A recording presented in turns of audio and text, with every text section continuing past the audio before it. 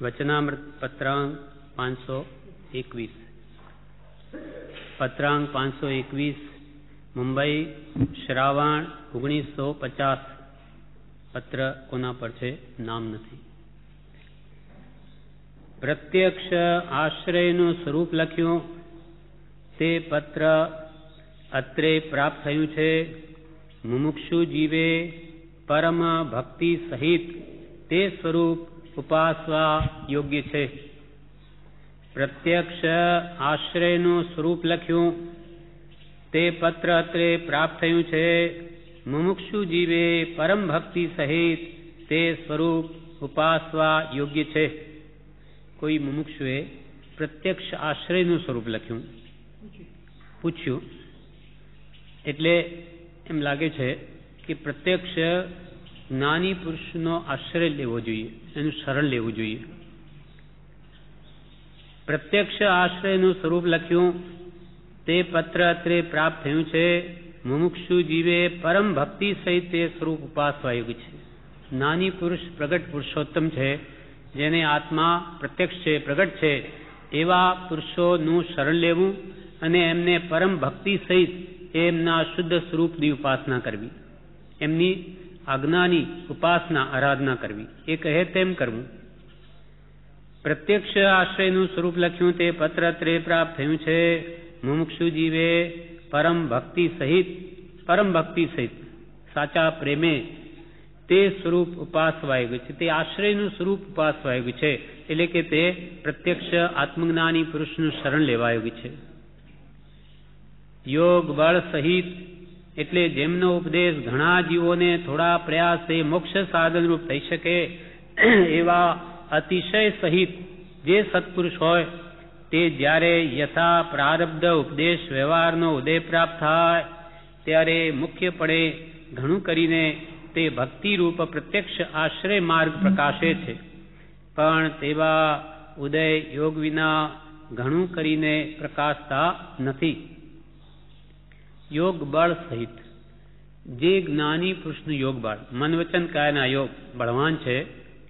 યોગ બળ સહિત એટલે જેમનો ઉપદેશ ઘણા જીવોને થોડા પ્રયાસે મોક્ષ સાધનરૂપ થઈ શકે એવા જ્ઞાની પુરુષો. જ્ઞાનીઓ તો હોઈ શકે, જ્ઞાન હોઈ શકે, પણ એ બીજાનું કલ્યાણ કરી શકે એવું યોગ બળ ન પણ હોય.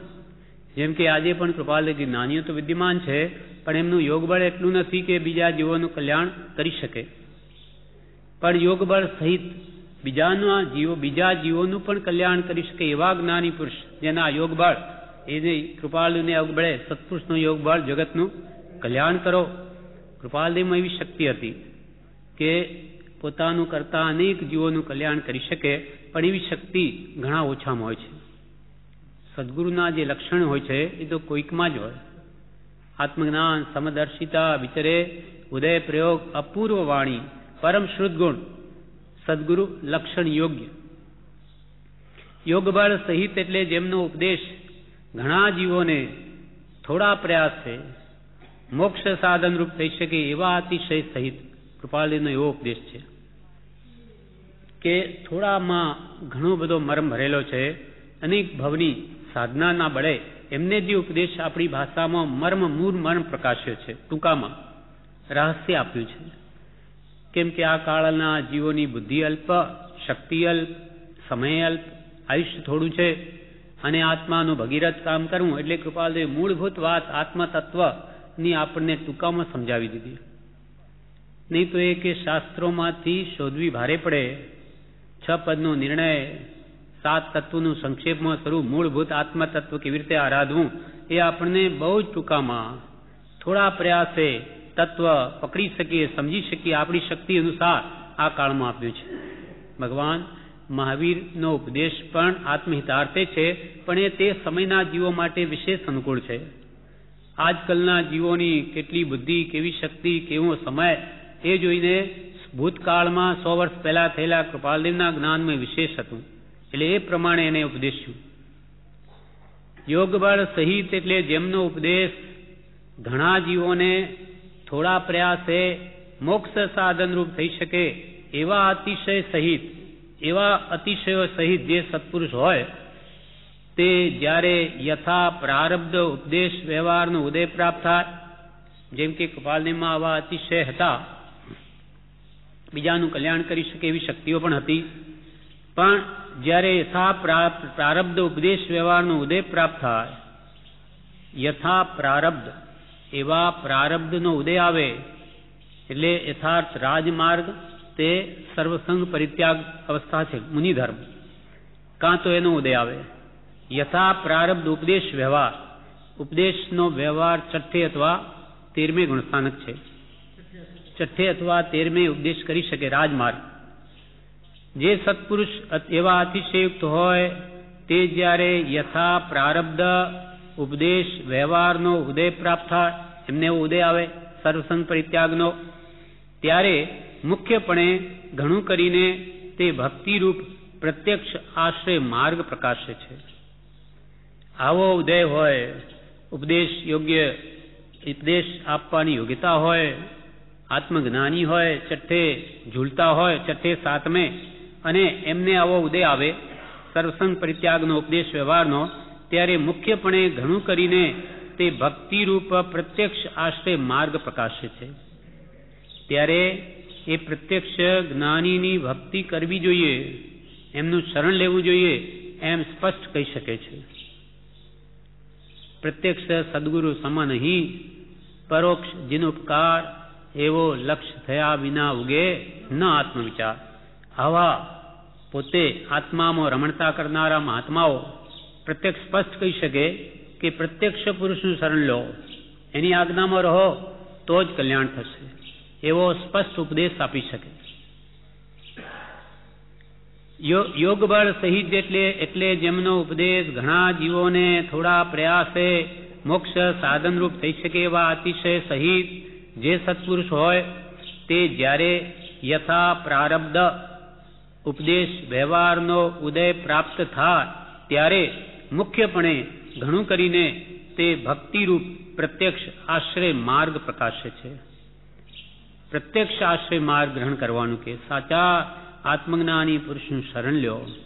ભૂતકાળમાં રહેલા જ્ઞાનીઓ જોકે મહાજ્ઞાનીઓ થઈ ગયા, પણ તે અત્રે આ જીવમાં કંઈ દોષ હોય તો કહેવા આવે નહીં, પણ પ્રત્યક્ષ જ્ઞાની બિરાજમાન હોય તે જ દોષને જણાવી કઢાવી શકે. મીઠા પાણીનો કળશો અત્રે હોય તો તૃષાર્તોને તૃષા છીપે, ઘણો દૂધનો બળેલો ક્ષીર સમુદ્ર પણ લાખો ગાઉ દૂર હોય એ કામ ન લાગે. એમ પ્રત્યક્ષ સત્પુરુષ જે હોય, ઉપદેશનો યોગ આવ્યો હોય, સર્વસંગ પરિત્યાગી હોય, તો એ પ્રત્યક્ષ રીતે સ્પષ્ટ કહી શકે છે કે પ્રત્યક્ષ આશ્રય માર્ગ પ્રકાશે.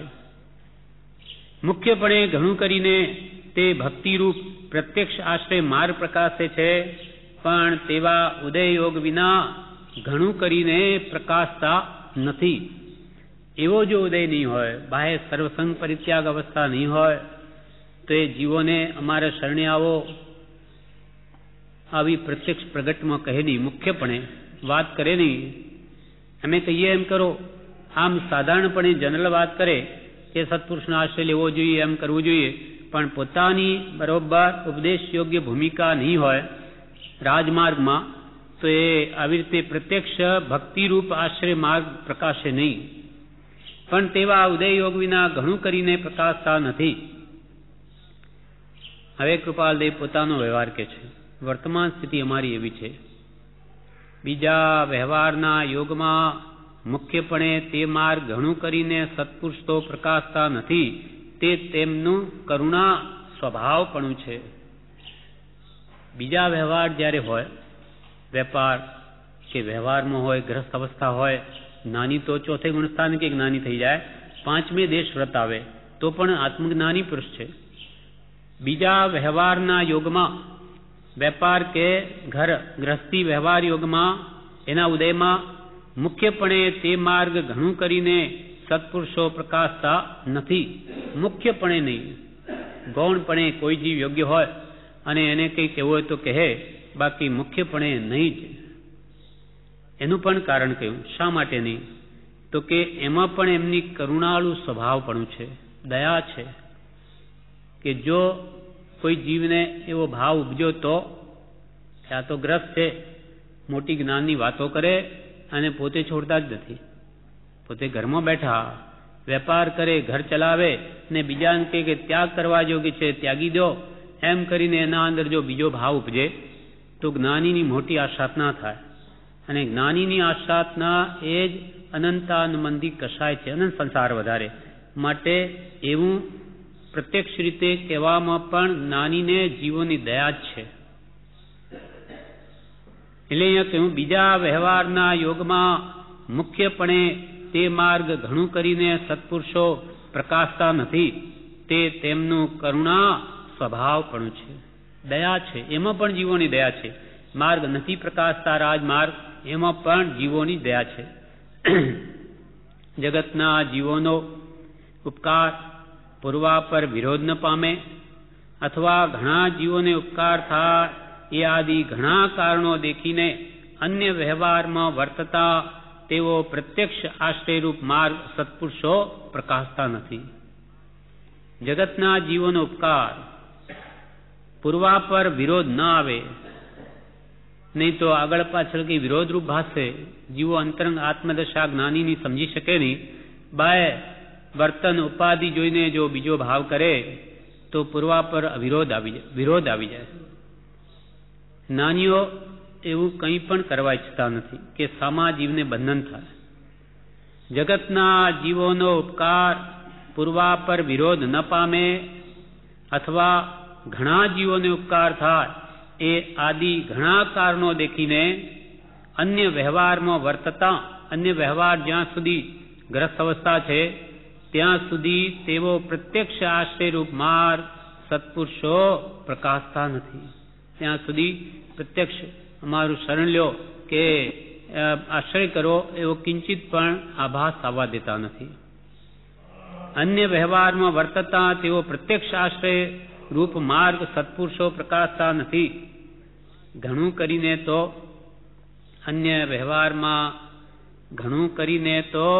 અન્ય વ્યવહારના ઉદયમાં અપ્રસિદ્ધ રહે છે. જ્યારે ગ્રસ્ત અવસ્થારૂપ વ્યવહાર છે તેમાં તો મુખ્યત્વે અપ્રસિદ્ધ જ રહે, પ્રગટ થવા જ માગે નહીં, લોકો ઓળખી શકે નહીં.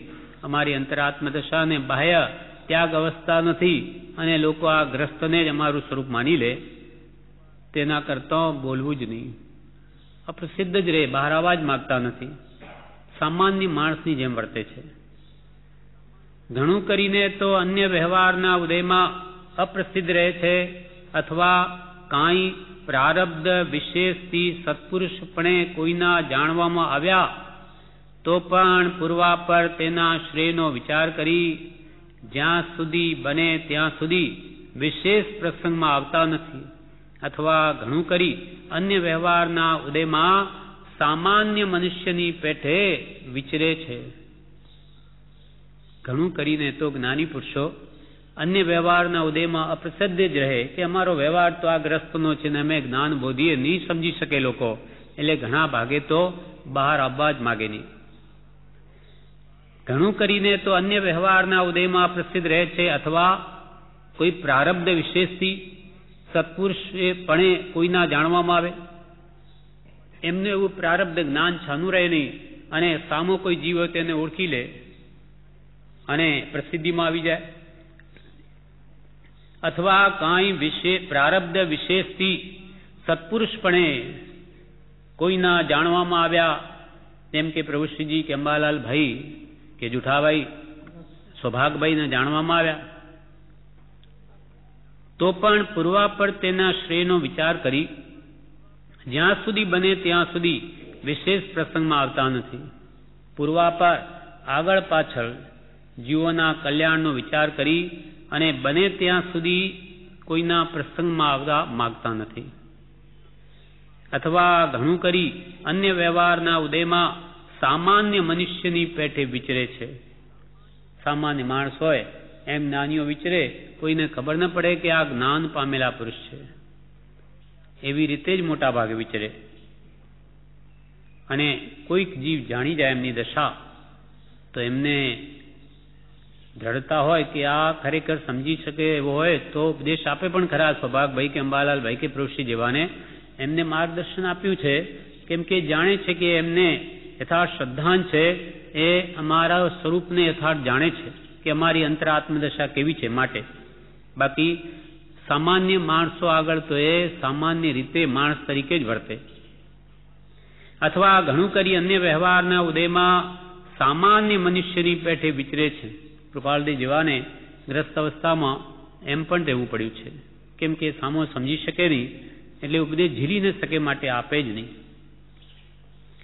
તેમ વર્તા તેવું પ્રારબ્ધ ન હોય તો જ્યાં કોઈ તેવો ઉપદેશ અવસર પ્રાપ્ત થાય છે ત્યાં પણ પ્રત્યક્ષ આશ્રય માર્ગનો ઘણું કરીને ઉપદેશ કરતા નથી. માનો કે એવો પ્રારબ્ધ હોય કૃપાલદેવનું, જેવું કે એ પબ્લિકમાં આવી જ ગયા લોકોના જાણવામાં, તેમ વર્તાય તેવું પ્રારબ્ધ ન હોય, ગુપ્ત રીતે ન રહી શકે એવું હોય, જ્યાં કોઈ એવો ઉપદેશ અવસર પ્રાપ્ત થાય, કોઈ એવો અવસર આવે કે ઉપદેશ આપવો પડે, લોકો જાણી જાય કે જ્ઞાની છે, ત્યાં પણ પ્રત્યક્ષ આશ્રય માર્ગનો ઘણું કરીને ઉપદેશ કરતા નથી. ત્યાં પણ જે એમને ઓળખી લે તેમને પણ ત્યાં પણ મોટે ભાગે પ્રત્યક્ષ આશ્રય માર્ગનો ઘણું કરીને ઉપદેશ કરતા નથી. એટલે કે પ્રત્યક્ષ જ્ઞાનીની આજ્ઞામાં રહેવું, તેમનું જ શરણ લેવું એમ ઉપદેશતા નથી. તેવો ઉપદેશ અવસર પ્રાપ્ત થાય છે ત્યાં પણ પ્રત્યક્ષ આશ્રય માર્ગનો ઘણું કરીને ઉપદેશ કરતા નથી. ક્વચિત કોઈ ઠેકાણે પ્રત્યક્ષ આશ્રય માર્ગના ઠેકાણે આશ્રય માર્ગ એવા સામાન્ય શબ્દથી ઘણા ઉપકારનો હેતુ દેખી કંઈ કહે છે. પ્રત્યક્ષ આશ્રય માર્ગ નહીં કહેતા, સામાન્યપણે એમ કહે કે જ્ઞાનીનો આશ્રય લેવો જોઈએ, જ્ઞાની પુરુષનું શરણ લેવું જોઈએ, એની આજ્ઞા આરાધવી જોઈએ, એમ મોગમમાં જનરલ વાત કરે. ક્વચિત પ્રત્યક્ષ આશ્રયના ઠેકાણે આશ્રય માર્ગ એવા સામાન્ય શબ્દથી ઘણા ઉપકારનો હેતુ દેખી કંઈ કહે છે. અર્થાત ઉપદેશ વ્યવહાર પ્રવર્તાવવા ઉપદેશ કરતા નથી. ઉપદેશ વ્યવહાર પ્રવર્તાવવા માટે ઉપદેશ કરતા નથી, પણ સામાન્યપણે એમ વાત કરે કે જ્ઞાનીનું શરણ તો લેવું જોઈએ, એમની આજ્ઞામાં જ રહેવું જોઈએ, તો જ કલ્યાણ થઈ શકે. કેમ કે જીવ અનાદિથી માર્ગનો અજાણ છે, જ્ઞાની જાણે છે માર્ગ ક્યાં છે, માટે એનું શરણ લેવું જોઈએ, એમ જનરલ વાત કરે. ઘણું કરીને જે કોઈ મુમુક્ષુઓને સમાગમ થયો છે તેમને દશા વિશે થોડે ઘણે અંશે પ્રતીતિ છે. કૃપાલ કે છે અમારા સમાગમમાં જે મુમુક્ષુ આવ્યા છે તેમને અમારી દશા વિશે થોડે ઘણે અંશે પણ પ્રતીતિ છે. હા,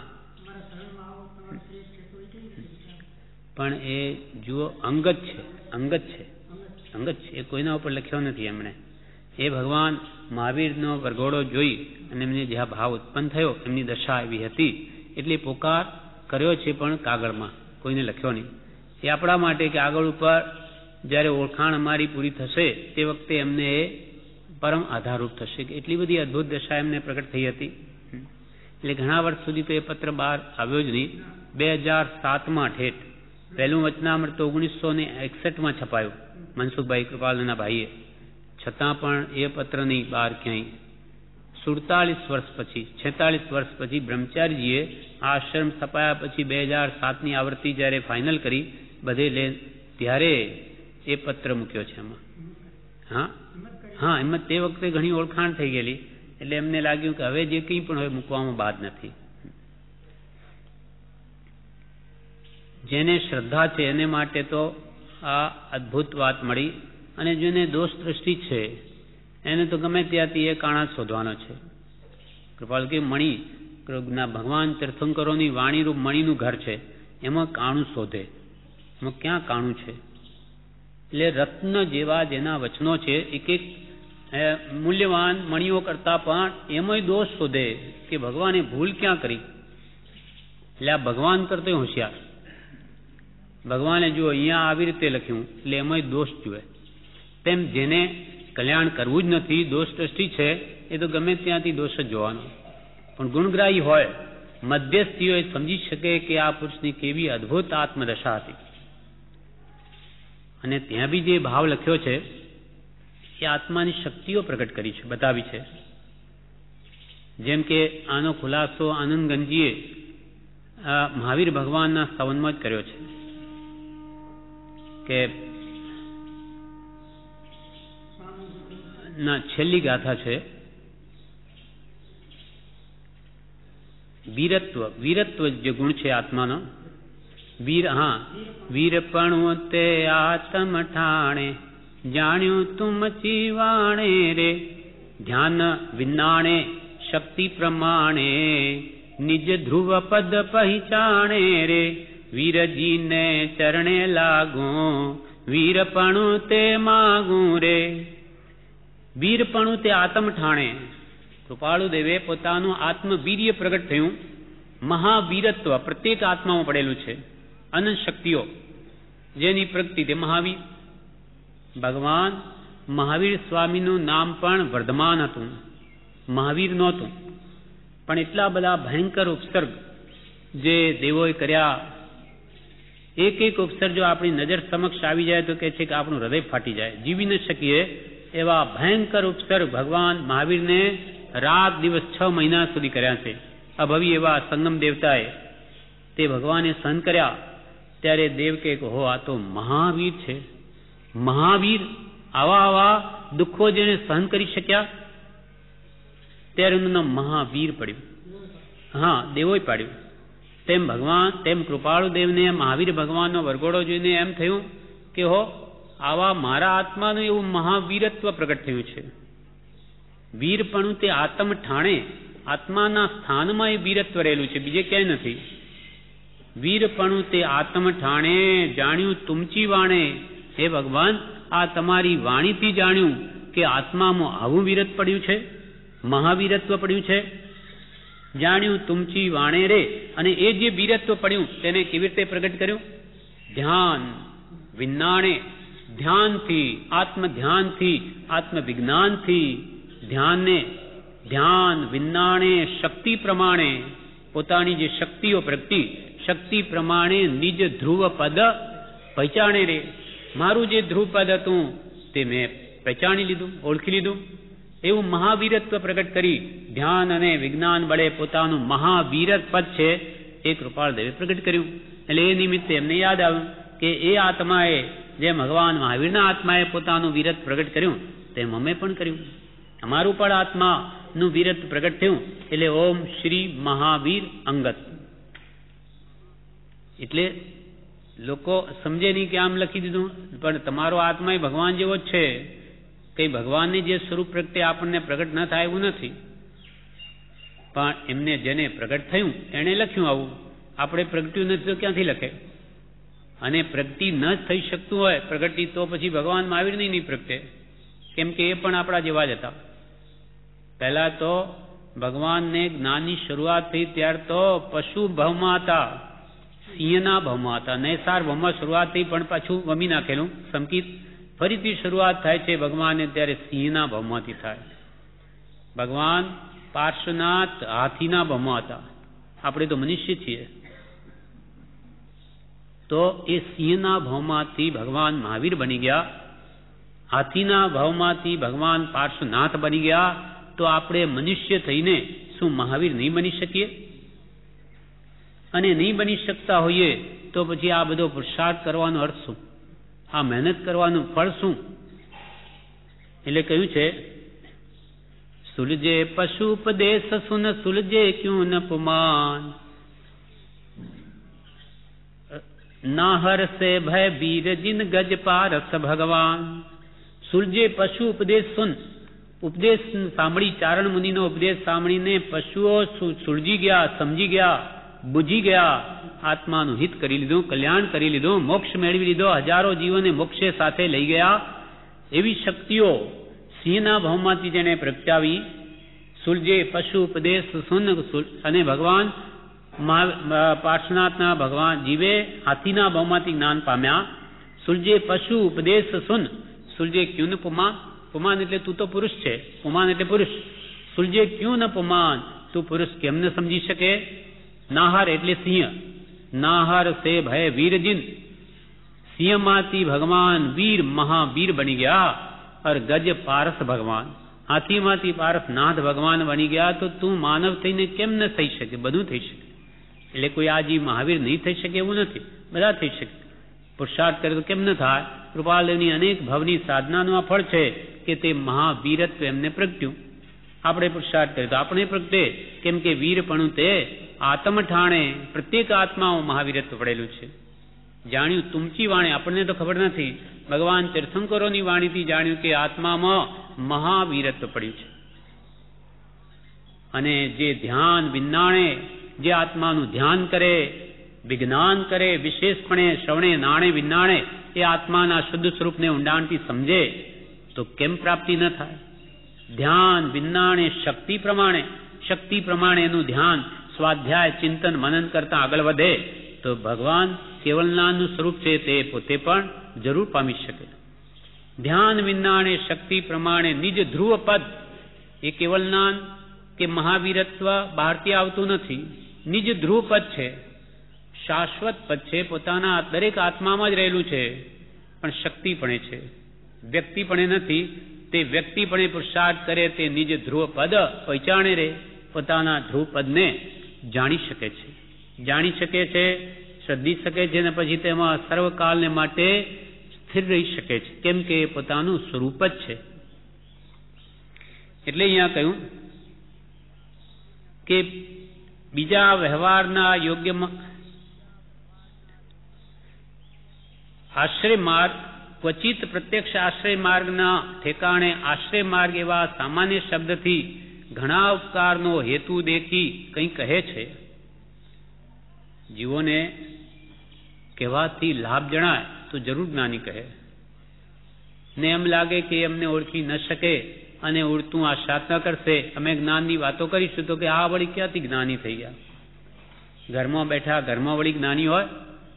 જ્ઞાની તો જંગલમાં હોય, ત્યાગી હોય. આવા ગ્રસ્ત વેશમાં જ્ઞાની હોય? એ સમજી ન શકે. પછી વેશ પહેરી લે, પછી ભલે ને અંદરથી મહામોહી હોય, પણ એ જ્ઞાની, એ તો મુનિ મહાત્મા. આવી તો આપણી ઓળખાણ છે. પછી ત્યાં રહ્યો રાગ દ્વેષ મોહ કામ ક્રોધાદિ બધા ભાવો સેવતો તોય જ્ઞાની લોકોની દ્રષ્ટિમાં. હવે આવી જ્યાં બાહ્ય દ્રષ્ટિ જીવોની છે ત્યાં જ્ઞાની પુરુષો કેવી રીતે ઉપદેશ આપે? સામાન્ય યોગ્યતા તો જોઈએ. પુરુષ કે પ્રભુ યોગ્યતા હોય તો બોલાવીને આપી દઈએ. લો, અમે તો આપવા જ બેઠા છે, પણ યોગ્યતા વગર લેશો સામા? અમે તમને કહીશું તમે નહીં સમજી શકો. સિંહણનું દૂધ સોનાના વાસણમાં રહે નહીં તો ફાટી જાય, તેમ તમારી યોગ્યતા લાવો, તમે યોગ્યતા લાવો તો હમણાં આપી દઈએ. એમ યોગ્યતા વગર જ્ઞાની ઉપદેશ આપે નહીં, અને યોગ્યતા હોય તો બોલાવીને આપે નહીં તો ચાલ્યા જાય, ગમે ત્યાં હોય તો પહોંચી જાય. ઘોડાને ઉપદેશ આપવા ઠેઠ ભગવાન મુનિસુવ્રત સ્વામી કેટલો બધો લાંબો વિહાર કરીને ભરૂચ પહોંચી ગયા. એમને જ્ઞાનમાં થયું કે પામે એવો છે, પામે તો ભગવાન એટલો લાંબો વિહાર પણ કરી લીધો. એ તો બીજાના જીવો માટે, કલ્યાણ માટે જ જીવે છે. જ્ઞાની પુરુષનો દેહ તો બે કારણને લઈને વિદ્યમાનપણે વર્તે, પોતાના પ્રારબ્ધ ભોગવવા અને તે જીવોના કલ્યાણને અર્થે. કલ્યાણ થતું હોય તો મહાપુરુષો પહોંચી જાય ઠેઠ. પ્રભુ કોઈ પામનાર છે? આહોર આવેલા 10 દિવસ રહ્યા, પછી એનું કારણસર બીજા મુમુક્ષુઓ કહેવા લાગે, હવે પ્રભુ આપરો. ગામમાં હીરાભાઈ ઝવેરિયાના મુમુક્ષુ હતા, તેમને ભાવ થયો કે આહોર આખા ગામને આજ્ઞા આપી પ્રભુશ્રી 3 પાઠની, આખા ગામને પીછી ફેરવી. ત્યારે એમને ભાવ થયો કે આવા લોકો સિંહાના આખા ગામને 3 પાઠની આજ્ઞા મંત્રની, એટલે કે આખા ગામને હું જમાડું, આખા ગામને જમાડું. પણ પંચોની રજા લીધા સિવાય આ જમાડ્યા નહીં. પંચોને ભેગા કર્યા તો એમાં મતભેદ પડી ગયો. આ કે કોણ છે આ બાવા જેવા, આ વળી કયો ધર્મ, આશ્રમનો કયો ધર્મ? નહીં, રજા નહીં આપીએ. એટલે આ રીતે પોતે જ્ઞાની પુરુષ આવ્યા છે પણ ભાન નથી, બંધાઈ ગયા. એટલે પ્રભુશ્રી કહે છે બધાને કે પ્રભુ બોલાવો એમને. એટલે અંતે બોલાવે છે. 5 પંચોમાંથી 3 તો બુજી ગયા, 2 આવ્યા જ નહીં. જે આવ્યા એ તો પ્રભુશ્રીનો ઉપદેશ સાંભળીને હા પાડી દીધી. પછી કે હા પ્રભુ હવે કરો જમણ. પણ પ્રભુશ્રી કે પ્રભુ કોઈ પામનાર છે? કોઈ પામનાર હોય તો અમારે કંઈ છોકરાઓ રડતા નથી, એટલે કે જવું પડે, ભલે અમે રહીએ અહીંયા પણ પામનાર છે કોઈ. આ તો એમ કરીને પછી રહ્યા નહીં. પણ એ જેણે અહીંયા પ્રવેશીશું કે પ્રભુ અહીંયા સુધી બંધાઈ ગયા છે, અહીંયા સુધી બંધાઈ ગયા છે, નાની પુરુષની આજ્ઞા, એમણે કીધું કે ભલે જમણ કરો ને આ લોકો અંતરાય પાડે, અહીંયા સુધી બંધાઈ ગયા. એ પંચોને અંતરાય કર્મથી છોડાવી દીધા, 3ને, 2 તો આવ્યા જ નહીં માટે બંધાયા. પણ પ્રભુશ્રી પછી રહ્યા નહીં, એમને છોડાવી દીધા પણ રહ્યા નહીં. શા માટે? પ્રભુ કોઈ પામનાર હોય તો રહીએ, અમારે ક્યાં ના છે. એમ મહાપુરુષો જ્યાં યોગ્યતા હોય તો ગમે ત્યાં જવા તૈયાર છે આપવા માટે, પણ યોગ્યતા તો જોઈએ. તેમ અહીંયા કે છે ઉપદેશ વ્યવહાર પ્રવર્તાવવા ઉપદેશ કરતા નથી. ઉપદેશ આપવા માટે ખાલી ઉપદેશ આપતા નથી, જીવોના કલ્યાણ માટે છે ને. યોગ્યતા જોઈએ તો 1 વાર ને 10 વાર પણ કહે, પણ જિજ્ઞાસુ જોઈએ, લેવાનો કામી જોઈએ તો એના માટે બધું કરે. એટલે પ્રભુ શ્રી કૃપાલદેવે કહ્યું અમારી વાણી તો પ્રભુ કે ધાકડે ધાકડ જેને કલ્યાણ કરવું તેના માટે છે, અમથા વાતો કરવા માટે નથી, કેમ કે એમને સમય નથી. એકવાર બ્રહ્મચારીજીએ પણ આ વાત કરી છે બોધમાં કે જ્ઞાનીઓ કોઈને માટે ખોટી થાય નહીં. એ જતા હોય મોક્ષ માર્ગે, વટે માર્ગમાં કોઈ વચમાં કોઈ આવે અને જુએ કે આવું છે, કોઈ જિજ્ઞાસુ છે તો આવો, પણ કોઈ કે થોભો તો કે ના સમય નથી, આવું સાથે જોડાવો, કોઈ ના નહીં. પણ બીજાના માટે જ્ઞાની ખોટી થાય નહીં.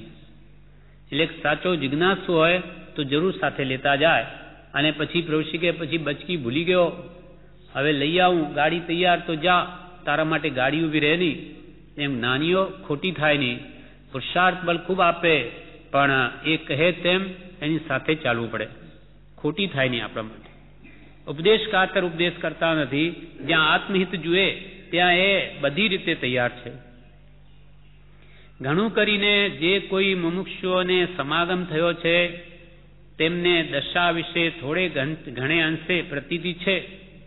અમારા સમાગમમાં કૃપાલ કે જે જીવો આવ્યા છે તેમને થોડે ઘણે અંશે પ્રતીતિ છે અમારા પ્રત્યે. તથાપી જો કોઈને પણ સમાગમ ન થયો હોત તો વધારે યોગ્ય હતું.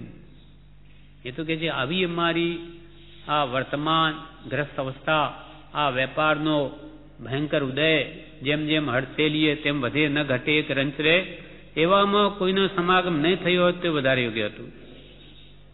જો તથાપી ઘણું કરીને જે કોઈ મુમુક્ષુઓને સમાગમ થયો છે તેમને દશા વિશે થોડે ઘણે અંશે પ્રતીતિ છે. તથાપી તો પણ જો કોઈને પણ સમાગમ ન થયો હોત તો વધારે યોગ્ય હતું. અત્રે જે કાંઈ વ્યવહાર ઉદયમાં વર્તે છે તે વ્યવહાર આદિ આગળ ઉપર ઉદયમાં આવવા યોગ્ય છે એમ જાણી તથા ઉપદેશ વ્યવહારનો ઉદય પ્રાપ્ત ન થયો હોય ત્યાં સુધી અમારી દશા વિશે તમ વગેરેને જે કંઈ સમજાયું હોય તે પ્રકાશ ન કરવા માટે જણાવવામાં મુખ્ય કારણ એ હતું અને છે. અત્રે જે કાંઈ વ્યવહાર ઉદયમાં વર્તે છે, અમને આ ગ્રસ્ત ઉદય તેને કારણે વ્યવહાર ઉદયમાં વર્તે છે તે વ્યવહાર આદિ આગળ ઉપર ઉદય આવવા યોગ્ય છે, હજુ આગળ ઉદયમાં આવશે એવું એમ જાણી તથા ઉપદેશ વ્યવહારનો ઉદય પ્રાપ્ત ન થયો હોય, ઉપદેશ વ્યવહાર જ્યાં સુધી અમને રાજમાર્ગ તરીકે ઉપદેશ આપી શકે એવી દશા નહીં આવી હોય, તથા ઉપદેશ વ્યવહારનો ઉદય પ્રાપ્ત ન થયો હોય ત્યાં સુધી અમારી દશા વિશે તમ વગેરેને જે કંઈ સમજાયું હોય તે પ્રકાશ ન કરવા માટે જણાવવામાં મુખ્ય કારણ એ હતું અને છે. ઉપદેશ વ્યવહાર સર્વસંગ પરિત્યાગ અવસ્થા અમારી નહીં થાય ત્યાં સુધી અમે રાજમાર્ગ ઉપદેશવાના નથી. અને અમારી દશા વિશે તમ મુમુક્ષોને જે કંઈ સમજાયું હોય, જાણ્યું હોય કે ભાઈ એમની દશા તો એવી છે, અંતરંગે મુનિવરો, અંતરમાં મુનિ દશા છે એવું તમે માનો કે જાણતા હો તો પણ તે પ્રકાશ ન કરવા માટે જણાવ્યું છે. પ્રકાશવું નહીં, બીજા કોઈને કહેવું નહીં, સમજી ન શકે. એ વગેરે જે કંઈ સમજાયું હોય, અમારી દશા વિશે તમ વગેરેને જે કંઈ સમજાયું હોય તે પ્રકાશ ન કરવા માટે બીજાને કહેવું નહીં. પ્રકાશ ન કરવા માટે જણાવવામાં મુખ્ય કારણ એ હતું અને એ છે. મુખ્ય કારણ એ હતું ને આજે પણ એ જ છે કે લોકો અમારી અંતર આત્મદશાને સમજી શકે નહીં. અને સમજવું તો ક્યાં રહ્યું, વિપરીત રીતે પણ પરિણમે. કે આવા જ્ઞાનીના લક્ષણ હોય અને એમ કરીને જો કંઈનું કંઈ મનમાં ઉઠ્યું અને કર્મ બાંધી લીધા તો બંધાઈ જશે. માટે વર્તમાન સ્થિતિ અમારી આવી ઉપાધિવાળી વર્તે છે. માટે તમારે કોઈને અમારી દશા વિશે જાણ કરવી નહીં. એ જ કારણ પહેલાં પણ હતું અને આજે પણ એ જ છે. કેમ કે એમની દશા ઘણી છે કે આ યોગબળ ઘણું છે કૃપાળુનું, પણ આ કાળને પોસાય એવું નથી. માત્ર બાહ્ય ત્યાગ નડે છે. એ નહીં આવ્યો એને લઈને આટલી બધી સમર્થતા. દિગંબર, શ્વેતાંબર, સ્થાનકવાસી બધા પંથોને એક કરી શકે એવી જેની અદ્ભુત વાણી છે, અપૂર્વ વાણી. પરમ શુદ્ધ ગુણ પણ જેનામાં છે. બધા ધર્મોનું જ્ઞાન છે. જીવોની કેવી યોગ્યતા છે, એમને કેવી રીતે સતમાર્ગે વાળવા, એટલે કે સદગુરુ વૈદ્ય સુજાણ, સાચા વૈદ્ય, નાડી વેદ.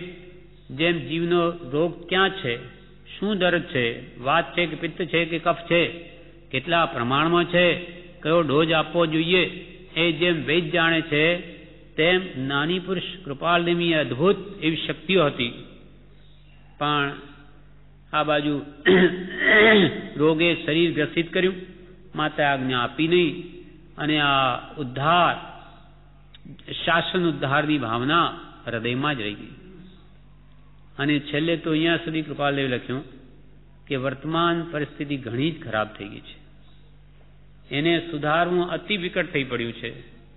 એટલે ભલભલાનું ત્યાં કંઈ ચાલે એવું નથી.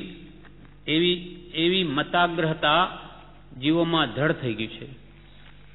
ક્રિયા જડત્વ એટલું બધું ગાઢ થઈ ગયું છે કે એને દૂર કરવા માટે સામાન્ય વ્યક્તિનો પ્રયત્ન તો કામ આવે એવું નથી. કૃપાલદેવે 708માં પત્રમાં લખ્યું છે કે જૈન પ્રસંગમાં અમારો વધારે નિવાસ થયો છે તો કોઈ પણ પ્રકારે તે માર્ગનો ઉદ્ધાર જેવાને દ્વારે વિશેષ કરીને થઈ શકે. કેમ કે તેનું સ્વરૂપ વિશેષ કરીને સમજાયું હોય એ આદિ. જૈન ધર્મનું વાસ્તવિક સ્વરૂપ શું છે, વિતરાગ માર્ગ શું છે, એ વિશેષ કરીને એમને સમજાયું હોય એમ લાગે છે. વર્તમાનમાં જૈન દર્શન એટલું બધું અવ્યવસ્થિત અથવા વિપરીત સ્થિતિમાં જોવામાં આવે છે કે તેમાંથી જાણે જીનને ગયો છે, અક્ષર તૂટી ગયા છે, અને લોકો માર્ગ પ્રરૂપે છે. વિતરાગ માર્ગ શું, મૂળ માર્ગ શું એ જાણતા નથી, અને પાછો ભગવાન મહાવીરનો માર્ગ પ્રરૂપે છે.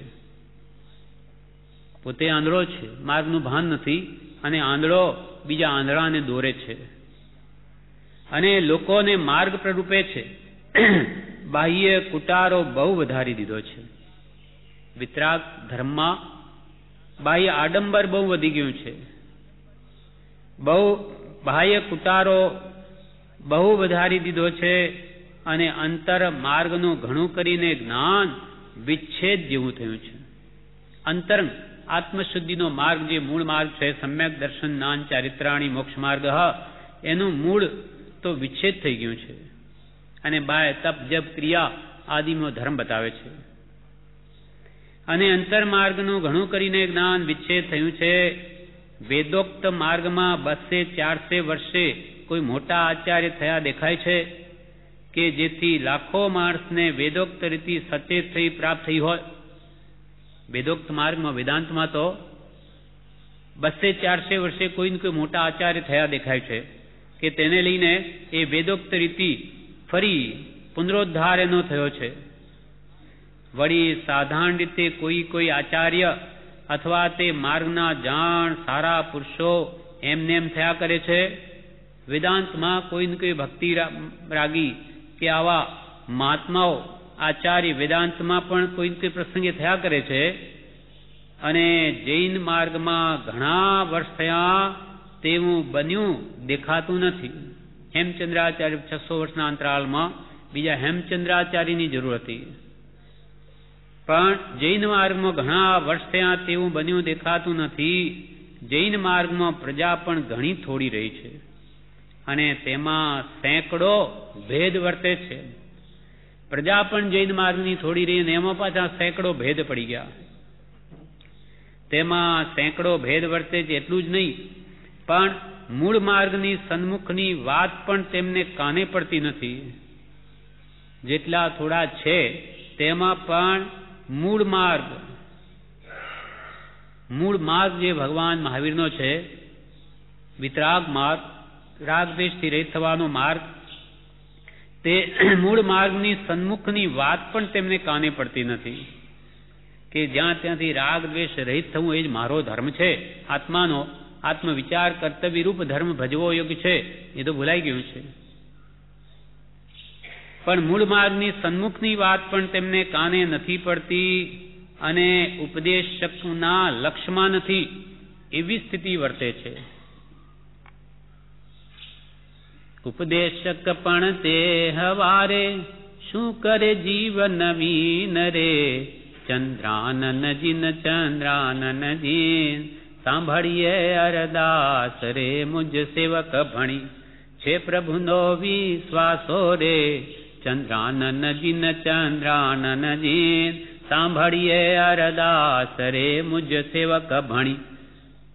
દેવચંદ્રજી મહારાજ નાની પુરુષ છે. ભગવાન ચંદ્રાનંદ જે વર્તમાન તીર્થંકર છે, મહાવિદેવ ક્ષેત્રમાં વિચરે, એમને વિનંતી કરે છે કે આ ભરત ક્ષેત્રમાં આ બધું શું થઈ ગયું કે જે ધર્મના ધોરી થઈને બેઠા એવા આચાર્યો તે ઉપદેશક છે એમને પણ ધ્યાનમાં નથી કે કલ્યાણ શું, એને આત્મજ્ઞાન પ્રાપ્ત થયું તો બીજાને કેવી રીતે કરાવશે. ઉપદેશક પણ તહેવારે શું કરે જીવ નવીન, તો બિચારા નવીન જીવો તો કેવી રીતે આત્મા આરાધના કરે, એના ખ્યાલમાં ક્યાંથી આવે. એવી ભયંકર સ્થિતિ આ કાળમાં થઈ પડી છે. ક્રિયામાં ધર્મ માન્યો છે, આત્મધર્મ ભૂલાઈ ગયો છે. જૈન માર્ગમાં પ્રજા ઘણી થોડી રહી છે અને તેમાં સેંકડો ભેદ વર્તે છે એટલું જ નહીં, પણ મૂળ માર્ગની સન્મુખની વાત પણ તેમને કાને પડતી નથી અને ઉપદેશકના લક્ષ્યમાં નથી એવી સ્થિતિ વર્તે છે. તેથી ચિત્તમાં એમ આવ્યા કરે છે કે જો તે માર્ગ વધારે પ્રચાર પામે તો તેમ કરવું. આટલી બધી ભગવાન મહાવીરના શાસનની હીનતા થઈ ગઈ છે, માટે એ માર્ગનો ઉદ્ધાર થાય, વિશેષ પ્રચાર પામે તેમ કૃપાલય કેમ કરવું. જો તે માર્ગ વધારે પ્રચાર પામે તો તેમ કરવું, નહીં તો તેમાં વર્તતી પ્રજાને મૂળ લક્ષ્યપણે દોરવી. કમસે કમ પ્રજાને મૂળ માર્ગનો લક્ષ્ય તો કરાવીએ, નહીં તો તેમાં વર્તતી પ્રજાને એટલે જિજ્ઞાસુ આત્માર્થીઓને મૂળ લક્ષ્યપણે દોરવી. આ કામ બહુ વિકટ છે. કૃપાલય કે આ કામ બહુ વિકટ છે. વળી જૈન માર્ગ પોતે સમજવો અથવા સમજાવવો કઠણ છે. ભગવાન વિતરાગનો મહાવીરનો મૂળ માર્ગ સ્યાદવાદ છે, સ્યાદવાદ માર્ગ છે. સ્યાત અસ્તિ સ્યાત નાસ્તિ, સ્યાત અસ્તિ નાસ્તિ, સ્યાત વક્તવ્ય સ્યાત અવક્તવ્ય, એવી જે સાત નય ભેદ વગેરે કે હા, તેથી પદાર્થનું સ્વરૂપ ભગવાને જે પ્રરૂપ્યું છે એ સમજવું સહેલું નથી. સ્યાદવાદને સમજવું એ સમુદ્ર ઓલંગવા બરાબર છે. જ્યાં જ્યાં જે યોગ્ય છે ત્યાં સમજવું તે બરોબર જેમ છે તેમ જ પદાર્થનું સ્વરૂપ સમજવું. અનંત ગુણ ધર્માત્મક પ્રત્યેક દ્રવ્ય છે એનું સંપૂર્ણ સ્વરૂપ સમજવું સહેલું નથી. અનંત ગુણધર્મ રહેલા છે, એ નય નિક્ષેપ વડે સમજી શકાય. એટલે અહીંયા કે છે જૈન માર્ગ પોતે સમજવો અથવા સમજાવવો કઠણ છે. સમજાવતા આડા કારણો આવીને ઘણા ઉભા રહે તેવી સ્થિતિ છે. એટલે તેવી પ્રવૃત્તિ કરતા ડર લાગે છે. અને તેની સાથે એમ પણ રહે છે કે જો આ કાર્ય આ કાળમાં અમારાથી કંઈ પણ બને તો બની શકે.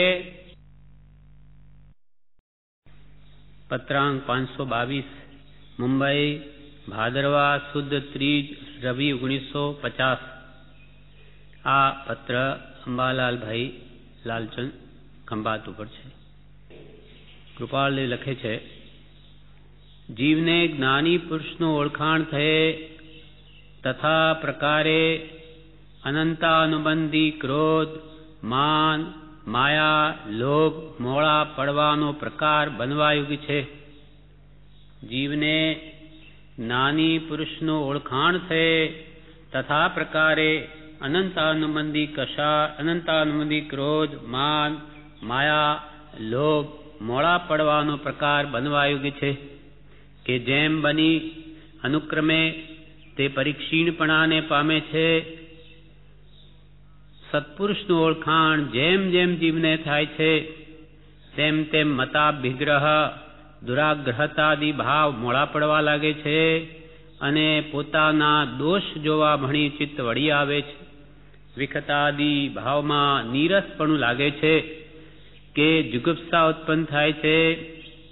જીવને અનિત્યાદિ ભાવના ચિંતવા પ્રત્યે બળવીર્ય સ્પૃહવા વિશે જે પ્રકારે જ્ઞાની પુરુષ સમીપે સાંભળ્યું છે તેથી પણ વિશેષ બળવાન પરિણામથી તે પંચ વિષયાદિને વિશે અનિત્યાદિ ભાવ દ્રઢ કરે છે. અર્થાત સત્પુરુષ મળે, આ સત્પુરુષ છે એટલું જાણી સત્પુરુષને જાણ્યા પ્રથમ જેમ આત્મા પંચ વિષયાદિને વિશે રક્ત હતો તેમ રક્ત ત્યાર પછી નથી રહેતો અને અનુક્રમે તે રક્તભાવ મોડો પડે એવા વૈરાગ્યમાં જીવ આવે છે. અથવા સત્પુરુષનો યોગ થયા પછી આત્મજ્ઞાન કંઈ દુર્લભ નથી, તથાપી સત્પુરુષને વિશે, તેના વચનને વિશે, તે વચનના આશયને વિશે પ્રીતિ ભક્તિ થાય નહીં ત્યાં સુધી આત્મવિચાર પણ જીવમાં ઉદય આવવા યોગ્ય નથી અને સત્પુરુષનો જીવને યોગ થયો છે એવું ખરેખરું તે જીવને ભાસ્યું છે એમ પણ કહેવું કઠણ છે. જ્ઞાની પુરુષની ઓળખાણ. આ આત્મજ્ઞાની પુરુષ છે, એનાથી મારું કલ્યાણ અવશ્ય થશે એવો જો જીવને ખરેખર હૃદયમાં ભાસ થયો હોય તો એની આજ્ઞા આરાધ્ય વગર રહે નહીં. એનું શરણ લે અને એની આજ્ઞામાં વર્તે તો એના વિષય સાહેબ મોડા પડે જ નિયમા. અને જ્ઞાની મળ્યા પછી પણ એને વિષય કશાની વૃત્તિઓ મોડી પડી નથી. એમની એમ છે તો એને જ્ઞાની મળ્યા જ નથી, એને ઓળખાણ થઈ જ નથી.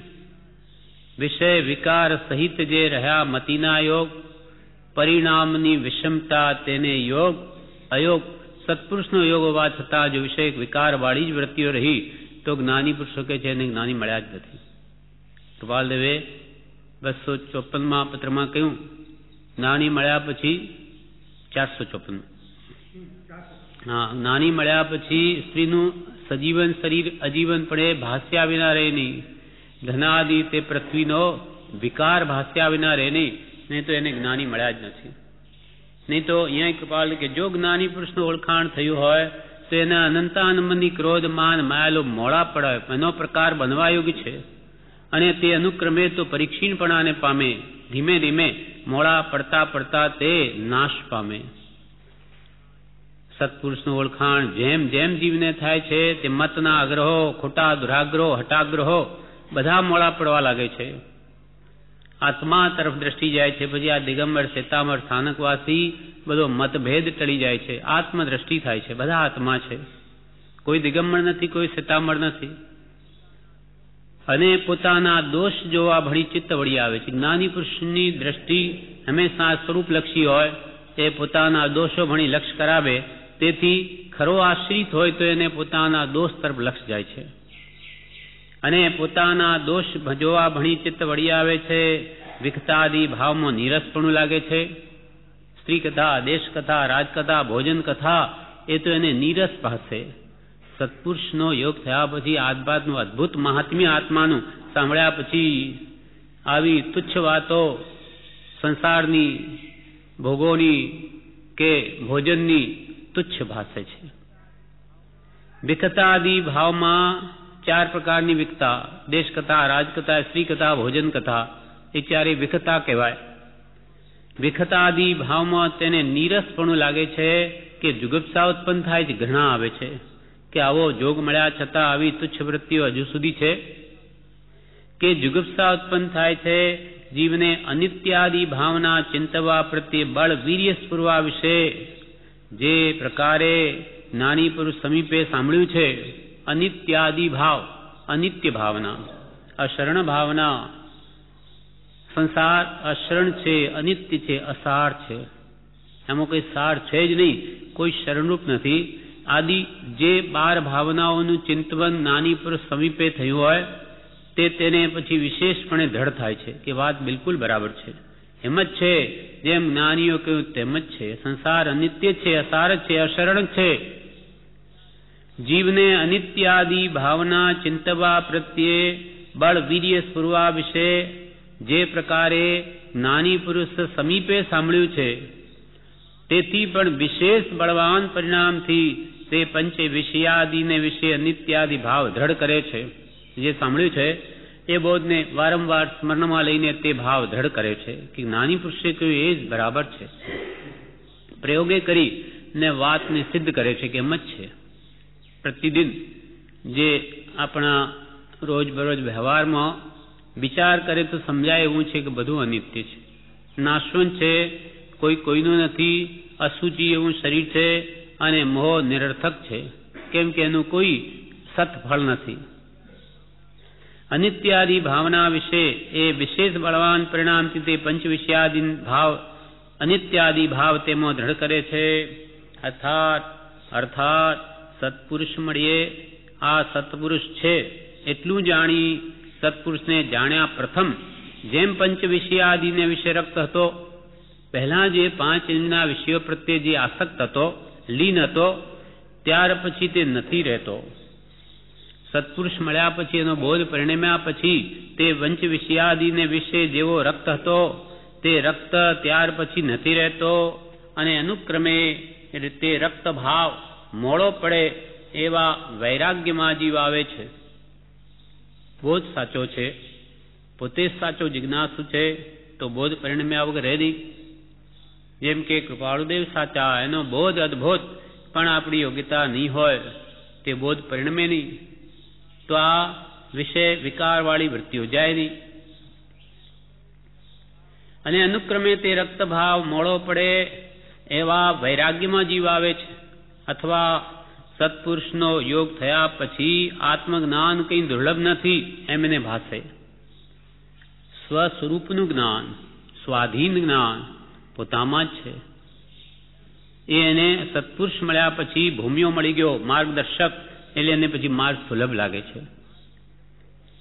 માર્ગ સુલભ છે પણ પ્રાપ્તિનો જોગ મળવો દુર્લભ છે. અથવા સત્પુરુષનો યોગ થયા પછી આત્મજ્ઞાન કંઈ દુર્લભ નથી, તથાપી સત્પુરુષને વિશે, તેના વચનને વિશે, તે વચનના આશયને વિશે પ્રીતિ ભક્તિ થાય નહીં ત્યાં સુધી આત્મવિચાર પણ જીવમાં ઉદય પામવા એવું નથી. નાની પુરુષ પ્રત્યે પ્રેમ ના આવે, ભક્તિ ન ઉગે, એના વચન પ્રત્યે કે વચનના આશય પ્રત્યે પ્રીતિ ભક્તિ થાય નહીં તો કોઈ દિવસ આત્મવિચાર જ ઉગે નહીં, તો આત્મજ્ઞાન ક્યાંથી થાય?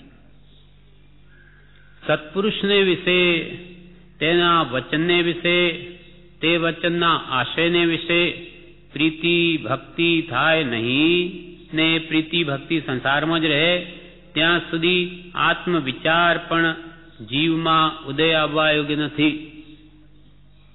અને સત્પુરુષનો જીવને યોગ થયો છે એવું ખરેખરું તે જીવને ભાસ્યું છે એમ પણ કહેવું કઠણ છે. તેને સત્પુરુષનો યોગ થયો છે અને એ મને ભાસ્યો, સત્પુરુષનો યોગ મને લાભ કરતા છે અથવા મને થયો છે એમ કહેવું પણ કઠણ છે. કેમ કે એના જીવનમાં કોઈ પરિવર્તન નથી. નાની મળ્યા પછી આવા દોષો જાય નહીં, મોડા પડે નહીં, તો પછી જ્ઞાની મળ્યાનું ફળ શું? વિવેચન એનું છે. બ્રહ્મચારીજી કે છે, સંસારમાં રઝળવાનું કારણ અનંત આનુબંધી ક્રોધ, માન, માયા, લોભ એ 4 કસાય છે. આ 4 કસાયો જીવનું કલ્યાણ થવામાં આડા આવે છે. એ કેમ ઓછા થાય તે કહે છે. નાની પુરુષનું ઓળખાણ જેમ જેમ થાય તેમ તેમ અનંતાનુબંધી મંદ પડે. અનંતાનુબંધી મંદ પડ્યા તો બધા કસાયો મંદ પડવા લાગે. નાની પુરુષનું યથાર્થ ઓળખાણ જેને થાય તેને સંસારમાં વધારે રઝળવાનું નહીં થાય, ઓછું થાય. સંસારી જીવ અવળી સમજણને લીધે રઝળી રહ્યા છે. જ્યાં સુધી જીવ મતાંતરમાં હોય ત્યાં સુધી આગ્રહ રહે છે. નાની પુરુષનું ઓળખાણ થઈ મતાગ્રહ, દુરાગ્રહાદી ભાવોની મંદતા થાય. બીજા દોષો જોતો હતો તેને બદલે હવે તે પોતાના દોષો જોવા લાગે છે. મારે ચોખ્ખું થવું છે એ જ ભાવના રહે છે. લોકોમાં દોષ છે કે નહીં આપણે શું જાણીએ, એના અંતરની વાત. પોતાના દોષો છાના નથી એટલે તે તરફ દ્રષ્ટિ વળે છે ને મારે ચોખ્ખા થવું છે. મારે ચોખ્ખા થવું છે એ જ ભાવના હોય છે. નાની પુરુષનો યોગ થાય ત્યાંથી ધર્મની શરૂઆત થાય છે. નાનીનો યોગ થયે પોતાના દોષ જોવાની ટેવ પડે છે. બીજાના દોષ ન જુએ, પોતાના દોષ જોવા લાગે તો મુમુક્ષુતા પ્રગટે. જીવ પોતાનું સ્વરૂપ ભૂલીને બાહ્ય વસ્તુઓમાં ખોટી થાય છે. નાની પુરુષનો યોગ થયા પછી બીજી વસ્તુમાં ખોટી થવું એને સારું ન લાગે. તેથી ખોટી ન થાય. વિખતા, રાજકથા, ભોજન કથા, સ્ત્રી કથા, દેશ કથા એ બધી વિખતાઓમાં એને નીરસપણું લાગે છે. મનમાં એમ લાગે કે આ વિખતા મને બંધનનું કારણ છે. સત્પુરુષનો યોગ થયા પછી નજીવી વસ્તુઓમાં તે ખોટી ન થાય, સારા વાંચન વિચારમાં જ રહે. સત્પુરુષનો યોગ થયા પછી આવા ખોટા વિચારો કરે જ નહીં, સારા વાંચન વિચારમાં જ રહે. મારું કલ્યાણ સાથી થાય એવી તેને ભાવના જાગે. નાનીના મુખથી સાંભળ્યું કે જગત બધું નાશવંત છે, બધા સંજોગો મળી આવ્યા છે, તેનો વિયોગ થશે, એક આત્મા જ ત્રણેકાલ રહે એવો પદાર્થ છે, તો ખરો લાગ આવ્યો છે એમ જાણી હવે બીજે ખોટી ન થાય. ક્ષણિક વસ્તુઓનો એનો મોહ છૂટી જાય અને શાશ્વત એવી આત્મ વસ્તુને મેળવવા માટે જે પુરુષાર્થ કરે. થોડા કાળમાં કલ્યાણ કરવું છે એવી તે ભાવના કરે. બીજા આડા અવળા વિચાર કરે ન થાય. બધું અહીં પડી રહેવાનું છે, બધું અહીં જ પડ્યું રહેવાનું છે. 12 ભાવનાનો વિચાર કરે તો વૃત્તિ આત્મામાં જાય. 12 ભાવનાનો વિચાર કરે. 12 ભાવના વૈરાગની માતા છે, વસ્તુનું વાસ્તવિક સ્વરૂપ દર્શાવનાર છે. 12 ભાવનાનો વિચાર કરે તો વૃત્તિ આત્મામાં જાય. નાની પુરુષનો યોગ થયા પછી જીવમાં ત્યાગ વૈરાગ વિશેષ વૃદ્ધિ પામવા લાગે છે. ખરો જો યોગ થયો હોય અને બોધ પરિણમ્યો હોય તો એમાં ત્યાગ વૈરાગ વિશેષ વૃદ્ધિ પામવા લાગે છે. મોક્ષનો માર્ગ સાચો છે એમ લાગે. આ સુખનો માર્ગ છે. સંસાર દુઃખને દુઃખ જ છે, દુઃખનો સમુદ્ર ભાસે. ખરો સુખનો માર્ગ સત્પુરુષો કે છે એ જ છે. શાશ્વત સુખ શાંતિ, સર્વ પ્રકારની આદિ વ્યાધિ ઉપાધિથી રહિત નિરાબાધ સુખ એ આત્માને આશ્રિત રહેલું છે. અને તે જ્ઞાનીઓ જાણે છે, અનુભવે છે એવો એને પણ મેળવવાનો ભાવ ઉપજે છે. મોક્ષનો માર્ગ જ સાચો છે એમ લાગે. એમ નાની પુરુષનો યોગ થયા પછી બધું વર્તન પલટાઈ જાય છે. બધું વર્તન પલટાઈ જાય છે. મહદ પુણ્ય હોય ત્યારે સત્પુરુષનો યોગ થાય છે. હવે આપણને યોગ થયો હોય એમ આપણે માનતા હોઈએ તો આપણી વૃત્તિઓ આપણે જાણીએ છીએ. એક ફરી છે કે નહીં, નથી ફરી, હજુ જેવાના તેવા જ છીએ. તો હજુ યોગ થયો, યોગ અયોગ, તેને યોગ અયોગ અથવા ક્યાં ખામી રહી છે? આવો બોધ ઉપલબ્ધ છે, આવી વિતરાગ મુદ્રા પ્રાપ્ત છે, આવો સત્સંગ પ્રાપ્ત છે, હવે ક્યાં બાદ છે? તો કે પોતાના જ પુરુષાર્થની ખામી છે. વૃત્તિ ને બહાર જતી રોકતો નથી. કર્મો તો અનાદિથી એ તરફ લઈ જશે, પણ પુરુષાર્થ વડે એને સમ્યકમાં કેમ પરિણમાવવું એ પુરુષાર્થ આપણે જ કરવો પડશે. પુરુષાર્થ કરે તો અપૂર્વતા જાગે. પુરુષાર્થ કરે તો અપૂર્વતા જાગે. બધા જીવ સુખને ઈચ્છે છે પણ સાચા સુખને જાણતા નથી. 5 ઇન્દ્રિયોના વિષયો આત્માને લૂંટી લેનાર છે. મારે એનાથી છૂટવું જ છે. મારે આત્માનું હિત કરવું જ છે એવો નિશ્ચય થાય તો છૂટાય. મારે વિષય કશાય ઘટાડવા છે, નથી ધર્યો દેહ વિષય વધારવા, નથી ધર્યો દેહ પરિગ્રહ ધારવા. એ તો અનંતકાળથી કર્યું છે. દેવલોકના સુખ અનંત વાર ભોગવ્યા, છતાં અતૃપ્તિ જ રહી. હજુ એવો ને એવો સવારમાં ખાય, 5 કલાક પાછો તેવો ને તેવો અક્રાંતિઓ થઈ જાય. તેમ 5 ઇન્દ્રિયના વિષયો ગમે એટલા જીવ ભોગવે, કોઈ કાળે તૃપ્તિ નહીં થાય. અનંત કાળ સુધી ભોગવ્યા છતાં તૃપ્તિ થઈ નથી. દેવલોકના સુખ ભોગવ્યા તો ઘાસના તણખલા જેવા. દ્રષ્ટાંત આપે છે કે એક માણસને સપનું આવ્યું, આખા વિશ્વમાં રહેલા બધા સમુદ્રનું પાણી પી ગયો સપનામાં. એટલી બધી તરસ લાગી. બધા કુવા તળાવ બધું પી ગયો, છતાં તૃષ્ણા શમે નહીં. એટલે પછી એક ઠેકાણે એક કૂવો જોયો અને ત્યાં ઘાસ પડેલો હતો આગળ, એને બાંધીને કૂવામાં નાખ્યો. એટલે એ ઘાસ પલડીને બહાર આવે ત્યારે એને છાંટે હાથ ઉપર. પછી પાણી કંઈક એમાં રહ્યું હોય પછી એ ચાટે. હવે જ્ઞાનીઓ કે અરે આખા વિશ્વના સમુદ્રો તળાવો નદીઓ બધું પાણી પી ગયો તોય તૃષ્ણા શમી નહીં. હવે આ ઘાસના તણખલાના ઉપર જે છાંટા પડ્યા એનાથી કે તૃષ્ણા શમવાની હતી? આ દ્રષ્ટાંત આપીને આપણને કહે છે પેલો જે મૂર્ખ કહેવાય એવું કરે તેવી રીતે આપણી જ આ મૂર્ખતા છે. જ્ઞાનીઓ કે દેવલોકના સુખથી તને તૃપ્તિ થઈ નહીં. રાજા મહારાજા મોટા અનેક આવા ઇન્દ્રિયના સુખો ભોગવ્યા, તો આ તુચ્છ એવા મનુષ્ય લોકના સુખો માત્ર સુખાભાસ સુખ છે જ નહીં. તેથી શું તૃપ્તિ થવાની હતી? એમાં શું કામ ખોટી થાય છે? શાશ્વત વસ્તુને શોધી લે અને એ સુખને જાણીને શ્રદ્ધીને તે પ્રમાણે એનો ઉપાયમાં વર્તીને એમાં તન્મય થઈ જા, લીન થઈ જાય, કે જેથી પછી કોઈ કાળે સંસાર દુઃખનો ઉદય આવે જ નહીં. પુરુષાર્થ કરે તો અપૂર્વતા જાગે. બધા જીવ સુખને છે તે પણ સાચા સુખને જાણતા નથી. 5 ઇન્દ્રિયોના વિષયો આત્માને લૂંટી લેનાર છે, માટે એનાથી છૂટવું જ છે. મારે આત્માનું હિત કરવું જ છે એવો નિશ્ચય થાય તો છૂટાય. જેને છૂટવું છે તેને કોઈ બાંધતું નથી. પરમાત્મા પણ નહીં બાંધી શકે. મારે આ સંસારને તિલાંજલિ આપવી છે તો કંઈ રોકી ન શકે, અને કોઈ મારે બંધાવવું જ નથી, ભગવાન નહીં બાંધી શકે. મારે આ સંસારથી છૂટવું જ નથી, ભગવાન પણ નહીં છોડાવી શકે. મારે આત્માનું હિત કરવું જ છે એવો નિશ્ચય થાય તો છૂટા. જેને છૂટવું છે તેને કોઈ બાંધતું નથી. દીવો લાગેલો હોય ત્યાં દિવેટ મળે તો દીવો થાય. તેમ જ્યાં જ્ઞાન હોય તેનો યોગ થાય તો જ્ઞાન થાય. જ્ઞાનીનો સમાગમ થાય અને એની જ્ઞાની કહે તેમ કરતે કરે તો એમાં જ્ઞાન પરિણમે જ. આત્મા વિનય થઈ સરળ લઘુત્વ ભાવ પામી સદૈવ સત્પુરુષના ચરણ કમળ પ્રતિ રહ્યો તો જે મહાત્મા નમસ્કાર કર્યા છે તે મહાત્માની જે જાતિની રિદ્ધિ છે તે જાતિની રિદ્ધિ સંપ્રાપ્ત કરી શકાય. દીવો લાગેલો હોય ત્યાં દિવેટ મળે તો દીવો થાય. તેમ જ્યાં જ્ઞાન હોય તેનો યોગ થાય તો જ્ઞાન થાય. સત્પુરુષનો યોગ થયા પછી અપૂર્વતા લાગે તો સાચો રંગ ચઢે, બધું પલટાઈ જાય. સત્પુરુષના યોગે આત્મજ્ઞાન થવું સુલભ છે, પણ પ્રેમ આવવો જોઈએ.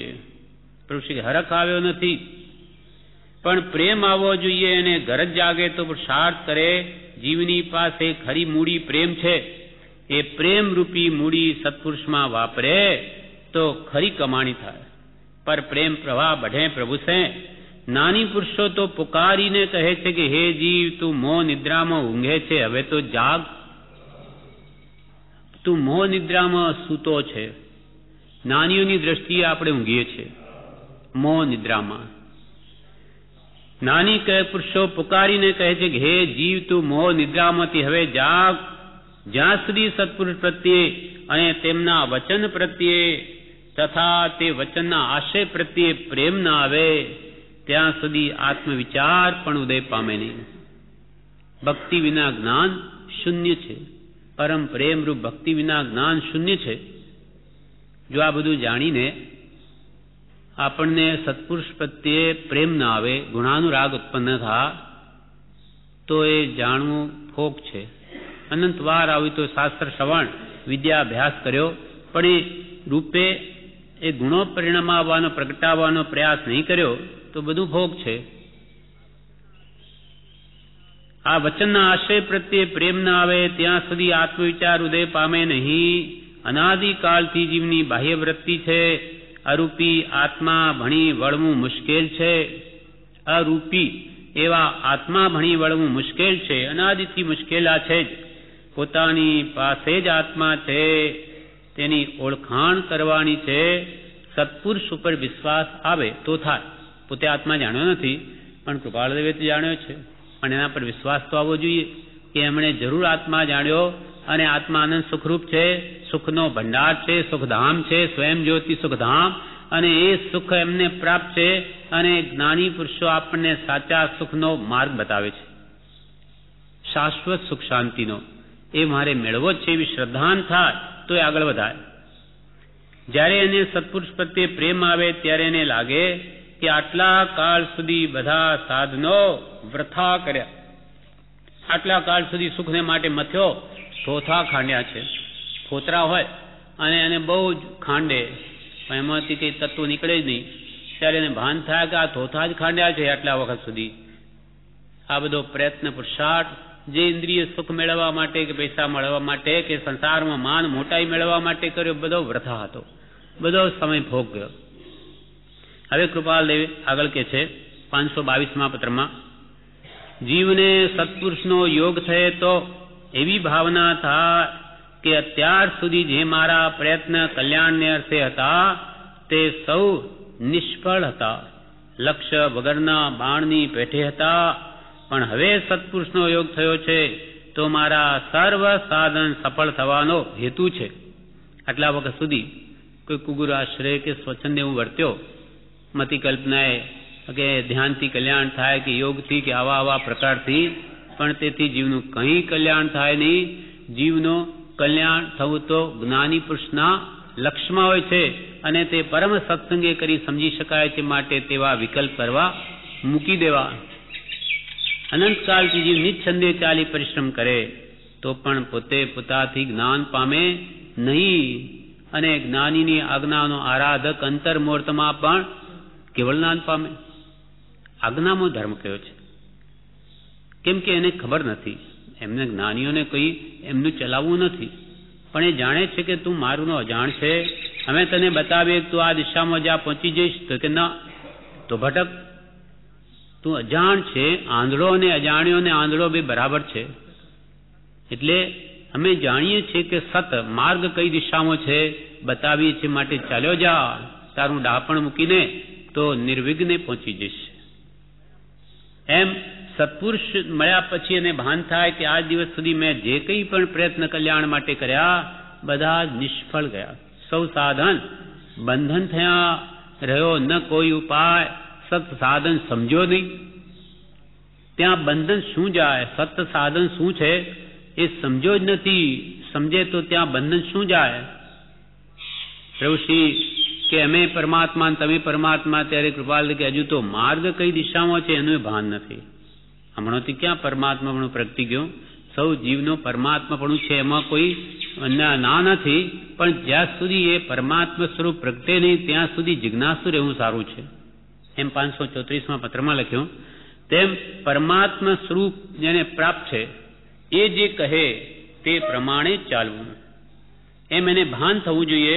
જીવને સત્પુરુષનો યોગ થયે તો એવી ભાવના થાય કે અત્યાર સુધી જે મારા પ્રયત્ન કલ્યાણ એટલે આત્માના હિતને માટે હતા તે સૌ નિષ્ફળ હતા, લક્ષ્ય વગરના બાણની પેઠે હતા.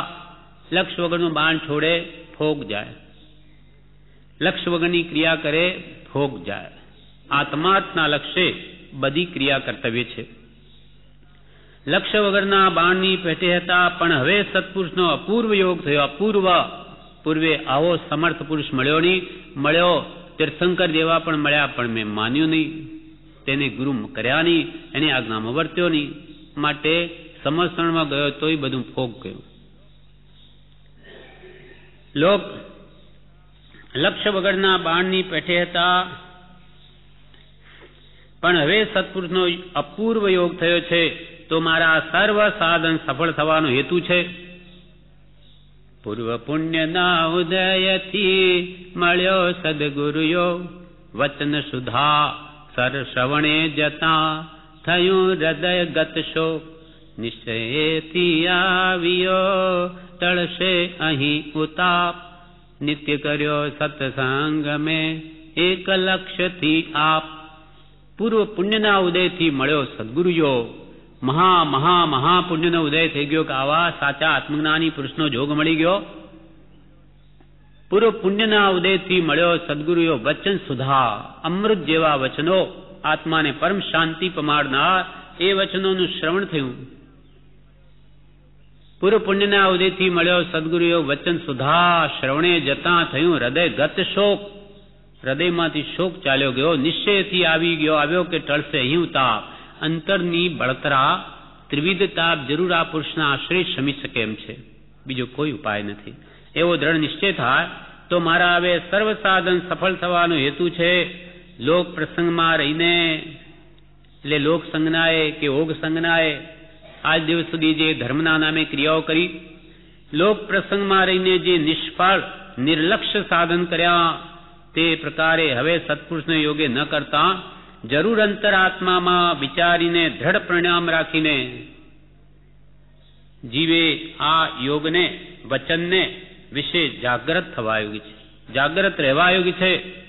ભૂલ થઈ તે થઈ, હવે ભાન આવ્યું હોય કે કૃપાળને મળ્યા છે ને એ વિશે કલ્યાણ થાય એમ છે, તો હવે સત્પુરુષને યોગે પહેલાની જેમ માત્ર રૂઢિગત કે ઉપરથી નહીં કરતા, સાચા અંતરાત્મ ભાવથી વિચારીને દ્રઢ પરિણામ રાખીને, દ્રઢ શ્રદ્ધા રાખીને જીવ આ યોગને, એટલે કે આ પરમ કૃપાળ દેવના યોગને આપણા માટે અને જ્ઞાની પુરુષના વચનને વિશે હવે જાગ્રત થવા યોગી છે. જાગ્રત થયા પછી જાગ્રત સદા રહેવા યોગી છે. પાછો સૂઈ જાય, પાછું પ્રમાદી બની જાય તોય નહીં થાય. જાગ્રત થવા યોગી છે ને જાગ્રત રહેવા યોગી છે. ભગવાન મહાવીર સ્વામી 12.5 વર્ષ કેવી જાગૃતિ થવી, ઊંઘ્યા નથી. મારે કામ ક્રોધ લોભ મોહ પીસી ડારે ઇન્દ્રિયું કતલ કરી કિયો રજપૂતો હૈ, મારી આશા તૃષ્ણા પુની પાપીની સાપીની દઉં, વેરી સબ મારી કે નિશ્ચિંત હોય સુતો. આ બધા આ વિષય કશાય રૂપી સાપો સોળમાં સૂતા હોય અને જ્ઞાનીઓ કે તું નિશ્ચિંતે સૂઈ રહે, એ યોગ્ય નથી. અત્યંત પુરુષાર્થની જરૂર છે. કેમ કે નિષ્દિન નયન મેં નિંદ ન આવે તબ નરહી નારાયણ પાવે. અત્યંત પુરુષાર્થ જોઈએ. ઢીલા પોચાથી કામ થાય એવું નથી. એટલે કૃપાલ કે વે વચનને વિશે, યોગને વિશે જાગ્રત થવા યોગ્ય છે, જાગ્રત રહેવા યોગ્ય છે. અને તે પ્રકાર ભાવી જીવને દ્રઢ કરવો કે જેથી તેને પ્રાપ્ત જોગ અફળ ન થાય. જીવને એ પ્રકારે આત્મબળ આપી એ ભાવોને દ્રઢ કરવા કે જેથી આ પરમ કૃપાળુ દેવનો જોગ આપણને થયો તે અફળ નહીં થાય, નહીં તો આ પણ અફળ જાય. પૂર્વે આવા બધા યોગો અફળ ગયા, તેમ આ નહીં જાય એવું નથી. આ ભાવે તો કે આપણે આ કૃપાળને મળ્યા એટલે જરૂર મુક્તિ કાળે કરીને થઈ જશે એવું નિશ્ચિત નથી.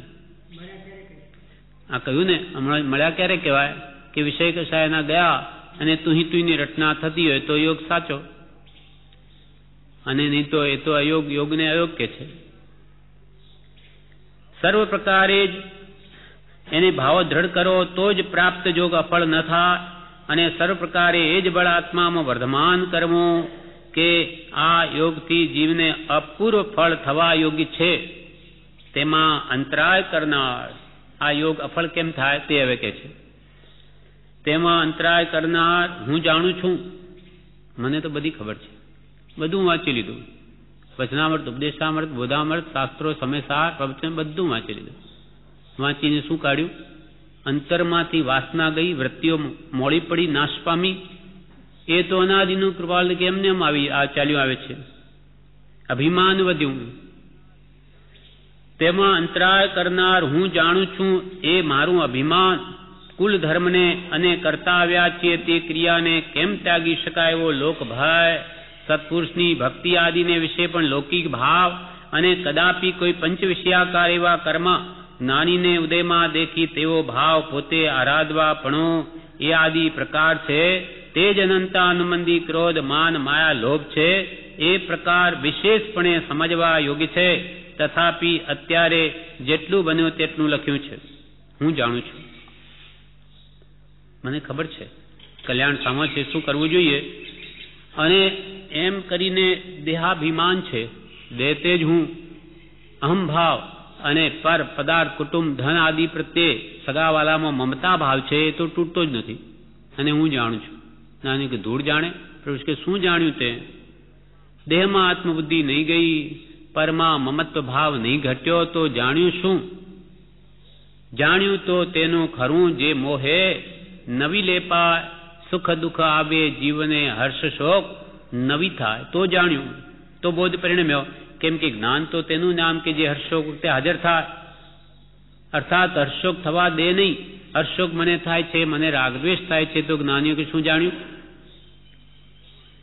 એમ તેમાં અંતરાય કરનાર હું જાણું છું, એ મારું અભિમાન અને કુલ ધર્મથી કરતા આવ્યા છે ક્રિયાને કેવી રીતે ત્યાગી શકાય? એવો પાછો લોક ભય હોય, સત મળે સત્પુરુષ તોય છોડે નહીં પોતાના આગ્રહો. સત્પુરુષની ભક્તિ આદિને વિશે પણ લૌકિક ભાવ, લોકોને સારું દેખાડવા ઉપરથી કરે, અંદરમાં કંઈ રુચિ નથી, રુચિ સંસારમાં પડેલી છે.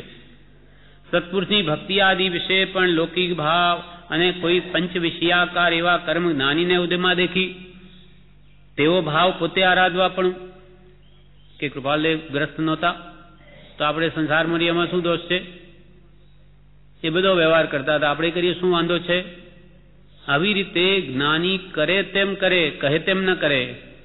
પ્રભુ કે જ્ઞાની કરે તેમ કરવું, કહે તેમ કરવું, કરે તેમ ન કરવું. એકવાર કૃપાલદેવ જે બાંડિયું પહેરીને જે સંકિત અવસ્થાની છે તે વખતે બધા જ મુમુક્ષો એવું કૃપાલદેવનું જેમ પેલી બંડી સીવડાવીને બધા આવીને બેઠા.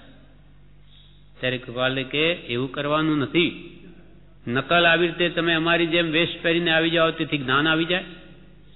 અંતર આત્મશુદ્ધિ કરવાની છે, અને એ ગમે તે અવસ્થામાં છે તો કામ થશે, નહીં તો મુનિવેશ હશે તો પણ નહીં થાય. અને કદાપી કોઈ પંચ વિષયાકાર એવા કર્મ જ્ઞાનીને ઉદયમાં દેખી તેવો ભાવ પોતે આરાધવા પણ એ આદિ પ્રકાર છે તે જ અનંતાનુમંદી ક્રોધ માન માયા લોભ છે. એ પ્રકાર વિશેષપણે સમજવા યોગ્ય છે. અત્યારે એટલું જ જેટલું બન્યું તેટલું લખ્યું છે. ઉપશમ ક્ષોપશમ અને ક્ષાયિક સમ્યક્તને માટે સંક્ષેપમાં વ્યાખ્યા કહી હતી, તેની અનુસરતી ત્રિભુવનના સ્મરણમાં છે. આમાં નથી લખી, હા છે, બોધામૃત ભાગ 3 છે. હા, એટલે કશા સાતે પ્રકૃતિઓ ઉપશમે તે ઉપશમ સંકિત, અને ક્ષયમાં સાતે પ્રકૃતિઓ સંપૂર્ણ નાશ છે સર્વથા, અને ક્ષોપશમમાં તેમાં સંકિત મોહનીનો ઉદય હોય છે, પણ એ સંકિતને નાશ ન કરે, રાખે છે. અને 66 સાગરોપમ સુધી કે ત્યાં સુધી એક ક્ષોપશમ સંકિત રહી શકે છે. બ્રહ્મચારીનો ખુલાસો કર્યો છે. ઉપશમ ક્ષોપશમ અને ક્ષાયિક સંકિતને માટે સંક્ષેપમાં વ્યાખ્યા કહી હતી, તેને અનુસરતી ત્રિભુવનના સ્મરણમાં છે. જ્યાં જ્યાં આ જીવ જન્મ્યો છે, ભવના પ્રકાર ધારણ કર્યા છે, ત્યાં ત્યાં તથા પ્રકારના અભિમાન પણ વર્ત્યો છે. અહીંયા આપણે જન્મ્યા, જ્યાં જ્યાં જીવ જન્મ્યો છે, આજે આ વખતે આપણે મનુષ્ય ભવમાં છીએ, ત્યાં જ્યાં આ જીવ જન્મ્યો છે ભવના પ્રકાર ધારણ કર્યા. મનુષ્ય ભાવ, દેવનો ભાવ, પશુનો ભાવ કે નર્કનો ભાવ, આપણે હમણાં મનુષ્ય છીએ. આ ભવના પ્રકાર ધારણ કર્યા છે, ત્યાં ત્યાં તથા પ્રકારના અભિમાન પણ વર્ત્યો છે. એનું પાછું હું તો વાણિયો, અથવા હું બ્રાહ્મણ, અને હું પૈસાદાર, અથવા હું પુરુષ, અને જેમ પ્રભુશ્રી કે ભંગિયાની અભિમાન છે, ભંગીઓ પણ એ કે હું તો વટામણનો ભંગીઓ, હું જેવો તેવો નહીં. એમ આ જીવને જ્યાં જ્યાં જન્મે તેનું અભિમાન છે. પણ નાની પુરુષ કે આત્મા વાણીઓ નથી, બ્રાહ્મણ નથી, સ્ત્રી નથી, પુરુષ નથી, નિર્ધન નથી, ધનવાન નથી. આમ પોતાને જ્યાં જ્યાં જન્મ્યો ભવના પ્રકાર ધારણ કર્યા, ત્યાં ત્યાં અભિમાન પણ વર્ત્યો છે. જે અભિમાન નિવૃત્ત કર્યા સિવાય, આ દેહનું સ્વરૂપ છે કર્મનું, તે છોડ્યા સિવાય, તે અભિમાન નિવૃત્ત કર્યા સિવાય તે દેહનો અને દેહના સંબંધમાં આવતા પદાર્થોનો આજીવે ત્યાગ કર્યો છે. જેમ કે આ દેહ આપણે ધારણ કર્યો, આ દેહ છોડીએ છીએ, છોડતા જાય છે, બધા આપણે છોડવાનો છે. એના સંબંધીઓ, દેહના અને દેહના સંબંધમાં આવતા પદાર્થો, કુટુંબીઓ, ધનાદિ પદાર્થો, તેનો આ જીવે ત્યાગ કર્યો. આપણું આયુષ્ય પૂરું થાય, આ દેહ મૂકીને જવું પડે છે. ગમે એટલો રૂપાળ હોય, ગમે એટલો સ્વસ્થ હોય, દષ્ટપુષ્ટ હોય, બધું મૂકીને જવું પડે. ગમે એટલી કરોડોની મિલકત મૂકીને જવું પડે. છતાં પણ કૃપાલ કે શરીરમાં રહેલી મમતા, મોહ કે પરપદાર્થ, પૂતગલ પદાર્થમાં રહેલી આસક્તિ એ જતી જ નથી, એમની અંદર રહે છે. વય ગઈ તો એને વિષયની અભિલાષા દૂર થાય. વય ચાલી ગઈ છતાં વિષયોની વૃત્તિ નહીં ગઈ. તૃષ્ણા ન જીર્ણા વયમેવ જીર્ણા. તૃષ્ણા મારી જીર્ણ નહીં થઈ, આ વય જીર્ણ થઈ ગઈ, હું ઘરડો થઈ ગયો. પણ અંદરની ઈચ્છાઓ સદા નવજુવાન જ રહી. એ કે છે, જે અભિમાન નિવૃત્ત કર્યા સિવાય તે દેહનો અને દેહના સંબંધમાં આવતા પદાર્થોનો આ જીવે ત્યાગ કર્યો છે. એટલે હજુ સુધી તે જ્ઞાન વિચારે કરી ભાવ ગાળ્યો નથી. જ્ઞાન વિચાર વડે કરીને અંતરમાં રહેલી જે આસક્તિઓ, પરપદાર્થ પ્રત્યેનો રાગ, મોહ, વાસના એ ઘટાડી નથી. એટલે હજુ સુધી તે જ્ઞાન વિચારે કરી ભાવ ગાળ્યો નથી. અને તે પૂર્વ સંજ્ઞાઓ હજી એમની એમ આ જીવના અભિમાનમાં વર્તી આવે છે. માટે પૂર્વ સંજ્ઞા એટલે પૂર્વ સંસ્કાર, પૂર્વે જે આપણે 5 ઇન્દ્રિય વિષયો પ્રત્યેની જે આસક્તિ છે, આકર્ષણ છે, તે હજુ ચાલ્યું આવે સંસ્કાર. કેમ કે જ્ઞાન વિચારે કરીને ભાવને ગાળ્યો જ નથી. તે પૂર્વ સંજ્ઞાઓ હજુ એમની એમ આ જીવના અભિમાનમાં વર્તી આવે છે. એ જ એને લોક આખાની અધિકરણ ક્રિયાનો હેતુ કયો છે. ત્યાં વિવેચનમાં બ્રહ્મચારીએ એક દ્રષ્ટાંત આપ્યું કે જે મધ ખાવાની ઈચ્છા છે, એની પ્રતિજ્ઞા કરી નથી, ત્યાગ કર્યો નથી, તો જ્યાં જ્યાં આખા વિશ્વમાં મધ બને છે એની પણ અધિકરણ ક્રિયા એને લાગે છે. એનું પાપનો ભાગ એને પણ લાગે. કેમ કે એને ખાવાની ઈચ્છા છે, ભલે ખાતો નથી, પણ હું અવસર આવે ખાઈશ, એવો ભાવ જ્યાં પડ્યો છે, પ્રતિજ્ઞા કરીને એનો ત્યાગ કર્યો નથી, ત્યાં સુધી એની અધિકરણ ક્રિયા એને લાગે છે. એટલે અહીંયા કહ્યું કે એની જે પૂર્વ સંજ્ઞાઓ, સંસ્કાર, એ ખાવા પીવા ભોગવવાના 5 વિષયોના ગયા નથી. એ જ એને લોક આખાની અધિકરણ ક્રિયાનો હેતુ કયો છે. જે પણ વિશેષપણે અત્ર લખવાનું બની શક્યું નથી, એનો વિશેષ વિસ્તાર અમે અહીંયા કરી શક્યા નથી. પત્રાદિ માટે નિયમિતપણા વિશે વિચાર કરીશ, કાયમ પત્ર લખવા વિશે વિચાર કરીશ. એ સંજ્ઞાઓ માટે અહીંયા લખ્યું છે કે જીવ અભિમાનથી ભૂલો પડ્યો છે. શાસ્ત્રમાં કહ્યું છે કે વિનય ધર્મનું મૂળ છે. અભિમાન થાય તો જ્ઞાન થાય નહીં.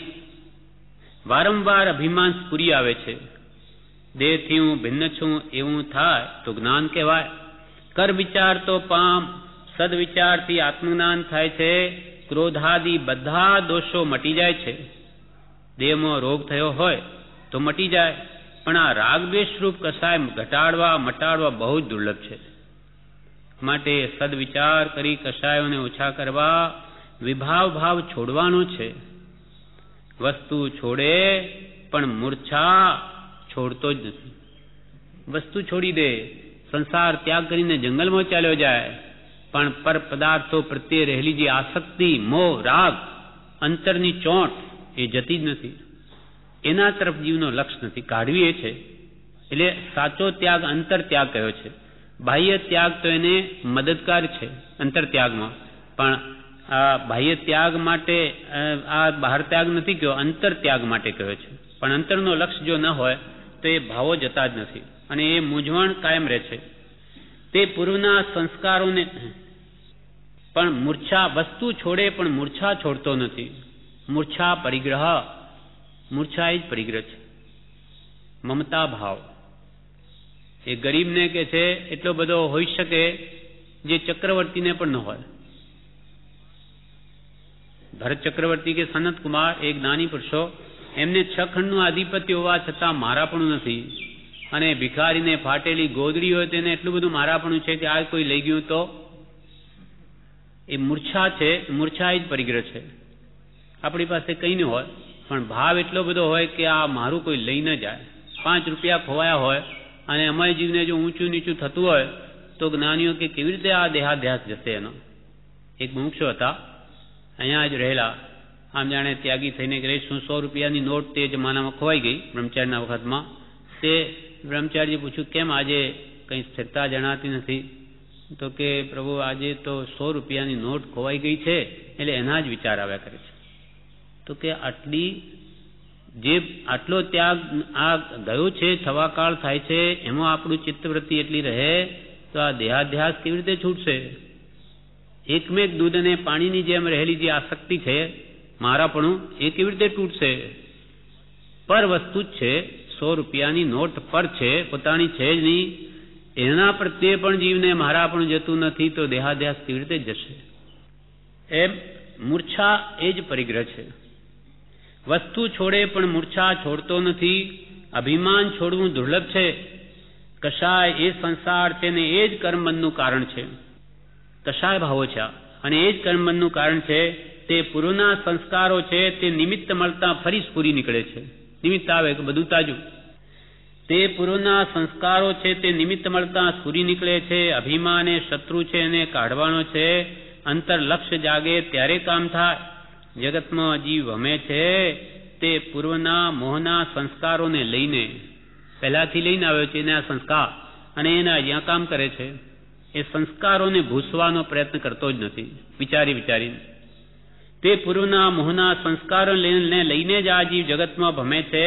વસ્તુ પરથી ભાવ ન છૂટે ત્યાં સુધી તે વસ્તુ આખા લોકમાં જ્યાં જ્યાં તૈયાર થતી હોય તે સંબંધી પાપ તેને લાગે. મારે મદ ખાવું છે એવી ભાવના રહે તો જ્યાં જ્યાં મદ તૈયાર થતું હોય ત્યાં એનો ભાગ ખરો. મારે ખાવું છે પ્રતિજ્ઞાથી કરીને એનો ત્યાગ નથી કર્યો ત્યાં સુધી એને આની અધિકરણ ક્રિયા લાગે જ છે. આનંદગંજીએ ગાયું છે, જગત જીવ હૈ કર્માધીના અચરિજ કછુન લીના, આપ સ્વભાવ મેં રે અબદુ સદા મગન મન રહેના. જગતના જીવો અર્થાત સંસારી જીવો બધા કર્મને આધીન છે અને જન્મ મરણ કર્યા કરે છે. સ્વભાવમાં રહે તો છૂટે, છૂટવાનો રસ્તો લેવાનો છે. સ્વભાવમાં આવે, રાગદ્વેષ ઘટાડતો મટાડે સંપૂર્ણ તો જે છૂટી શકે છે. બીજો કોઈ ઉપાય નથી. જ્યાં જ્યાં જીવ રાગ કરશે ત્યાં ત્યાં જન્મ લેવા પડશે. કોઈના પ્રત્યે દ્વેષ ભાવ કરશે તો તે રૂપે ત્યાંનું મોઢું કોઈ કાળે નહીં જવું. તેના ઘેર દાસપણે, દાસીપણે, નાના જંતુપણે શા માટે જન્મ્યો? તો કે તેવા દ્વેષથી તે રૂપે જન્મવું પડ્યું. કેમ દ્વેષ કર્યો? તો જા ત્યાં જન્મ. રાગ દ્વેષ જ્યાં છે ત્યાં જન્મ મરણ છે જ. અને જન્મ મરણ કોના છે? તૃષ્ણા રાખે તેના જન્મ મરણ છે. જેની તૃષ્ણા વધારે, ઈચ્છાઓ મેળવવાની કામનાઓ વધારે, તેના જન્મ મરણ પણ વધારે. જગતના જીવો અર્થાત સંસારી જીવો બધા કર્મને આધીન છે અને જન્મ મરણ કરે છે. સ્વભાવમાં રહે તો છૂટે, છૂટવાનો રસ્તો હવે લેવાનો છે. કોટી વર્ષનું સ્વપ્ન પણ જાગ્રત થતા સમાય, તેમ વિભાવ અનાદિનો જ્ઞાન થતા દૂર થાય. ભલે ને કરોડો વર્ષનું જૂનું સપનું હોય, જેમ આપણા કર્મો અનંતકાળના છે, કર્મો કાળ અનંતના સાથી છે ત્યાં જાય. કે તું પુરુષાર્થ કર તો ભલે ને કોટી વર્ષનું સપનું હોય, કરોડો વર્ષનું, કે ભાઈ મને તો કરોડો વર્ષ સુધી સપનું આવ્યું કે જૂનું આવ્યું, પણ જેવો જાગ્યો કે તરત જ સપનું નાશ પામે છે. કરોડો વર્ષનું અંધારું હોય ગુફામાં, પણ જે સમયે દીપક આવે કે તે સમયે કરોડો વર્ષનું અંધારું નાશ પામે છે. પછી એને અંધારાને કે ભાઈ આ તો કરોડ વર્ષ થઈ ગયા, આ ગુફામાં કોઈ કાળે પ્રકાશ આવ્યું જ નહીં, માટે એ તો લાખ વર્ષો લાગે ને આ જતાં. એમ નથી. જે સમયે દીપકનું આવવું તે સમયે અંધકારનું નાશ થવું જાય છે. એવી રીતે જે સમયે આત્મજ્ઞાનનું આવવું તે સમયે મિથ્યાત્વનું નાશ થવું સંભવે છે. તેમ વિભાવ અનાદિનો આપણામાં વિભાવ પડ્યો છે, દેહમાં આત્મબુદ્ધિ વગેરે, છતાં પણ જ્ઞાન થતા દૂર થાય. આત્મજ્ઞાન થયે દેહમાં આત્મબુદ્ધિ અવશ્ય નાશ પામે, એમ જ્ઞાની પુરુષો પોતાના અનુભવથી કહે છે. સાક્ષાત જેને અનુભવ છે તેથી કહે છે. પણ જીવ મોહમાં પડ્યો છે. જીવને રોકે છે કોણ? પોતાનું સ્વરૂપ નથી જાણ્યું તે, પોતાને હજુ ઓળખ્યો નથી. સ્વરૂપનો અજ્ઞાન છે તેને લઈને આ જીવ મોહમાં પડ્યો છે. જ્યાં સુધી પોતાનું સ્વરૂપ નથી જાણ્યો ત્યાં સુધી જીવ બીજે ભટકે છે. જ્યાં સુધી પોતાનું જે સ્વરૂપ સમજ્યા વિના પામ્યો દુઃખ અનંત દુઃખ પામ્યો. જ્યાં સુધી પોતાનું સ્વરૂપ નથી જાણ્યું ત્યાં સુધી જીવ બીજે ભટકે છે.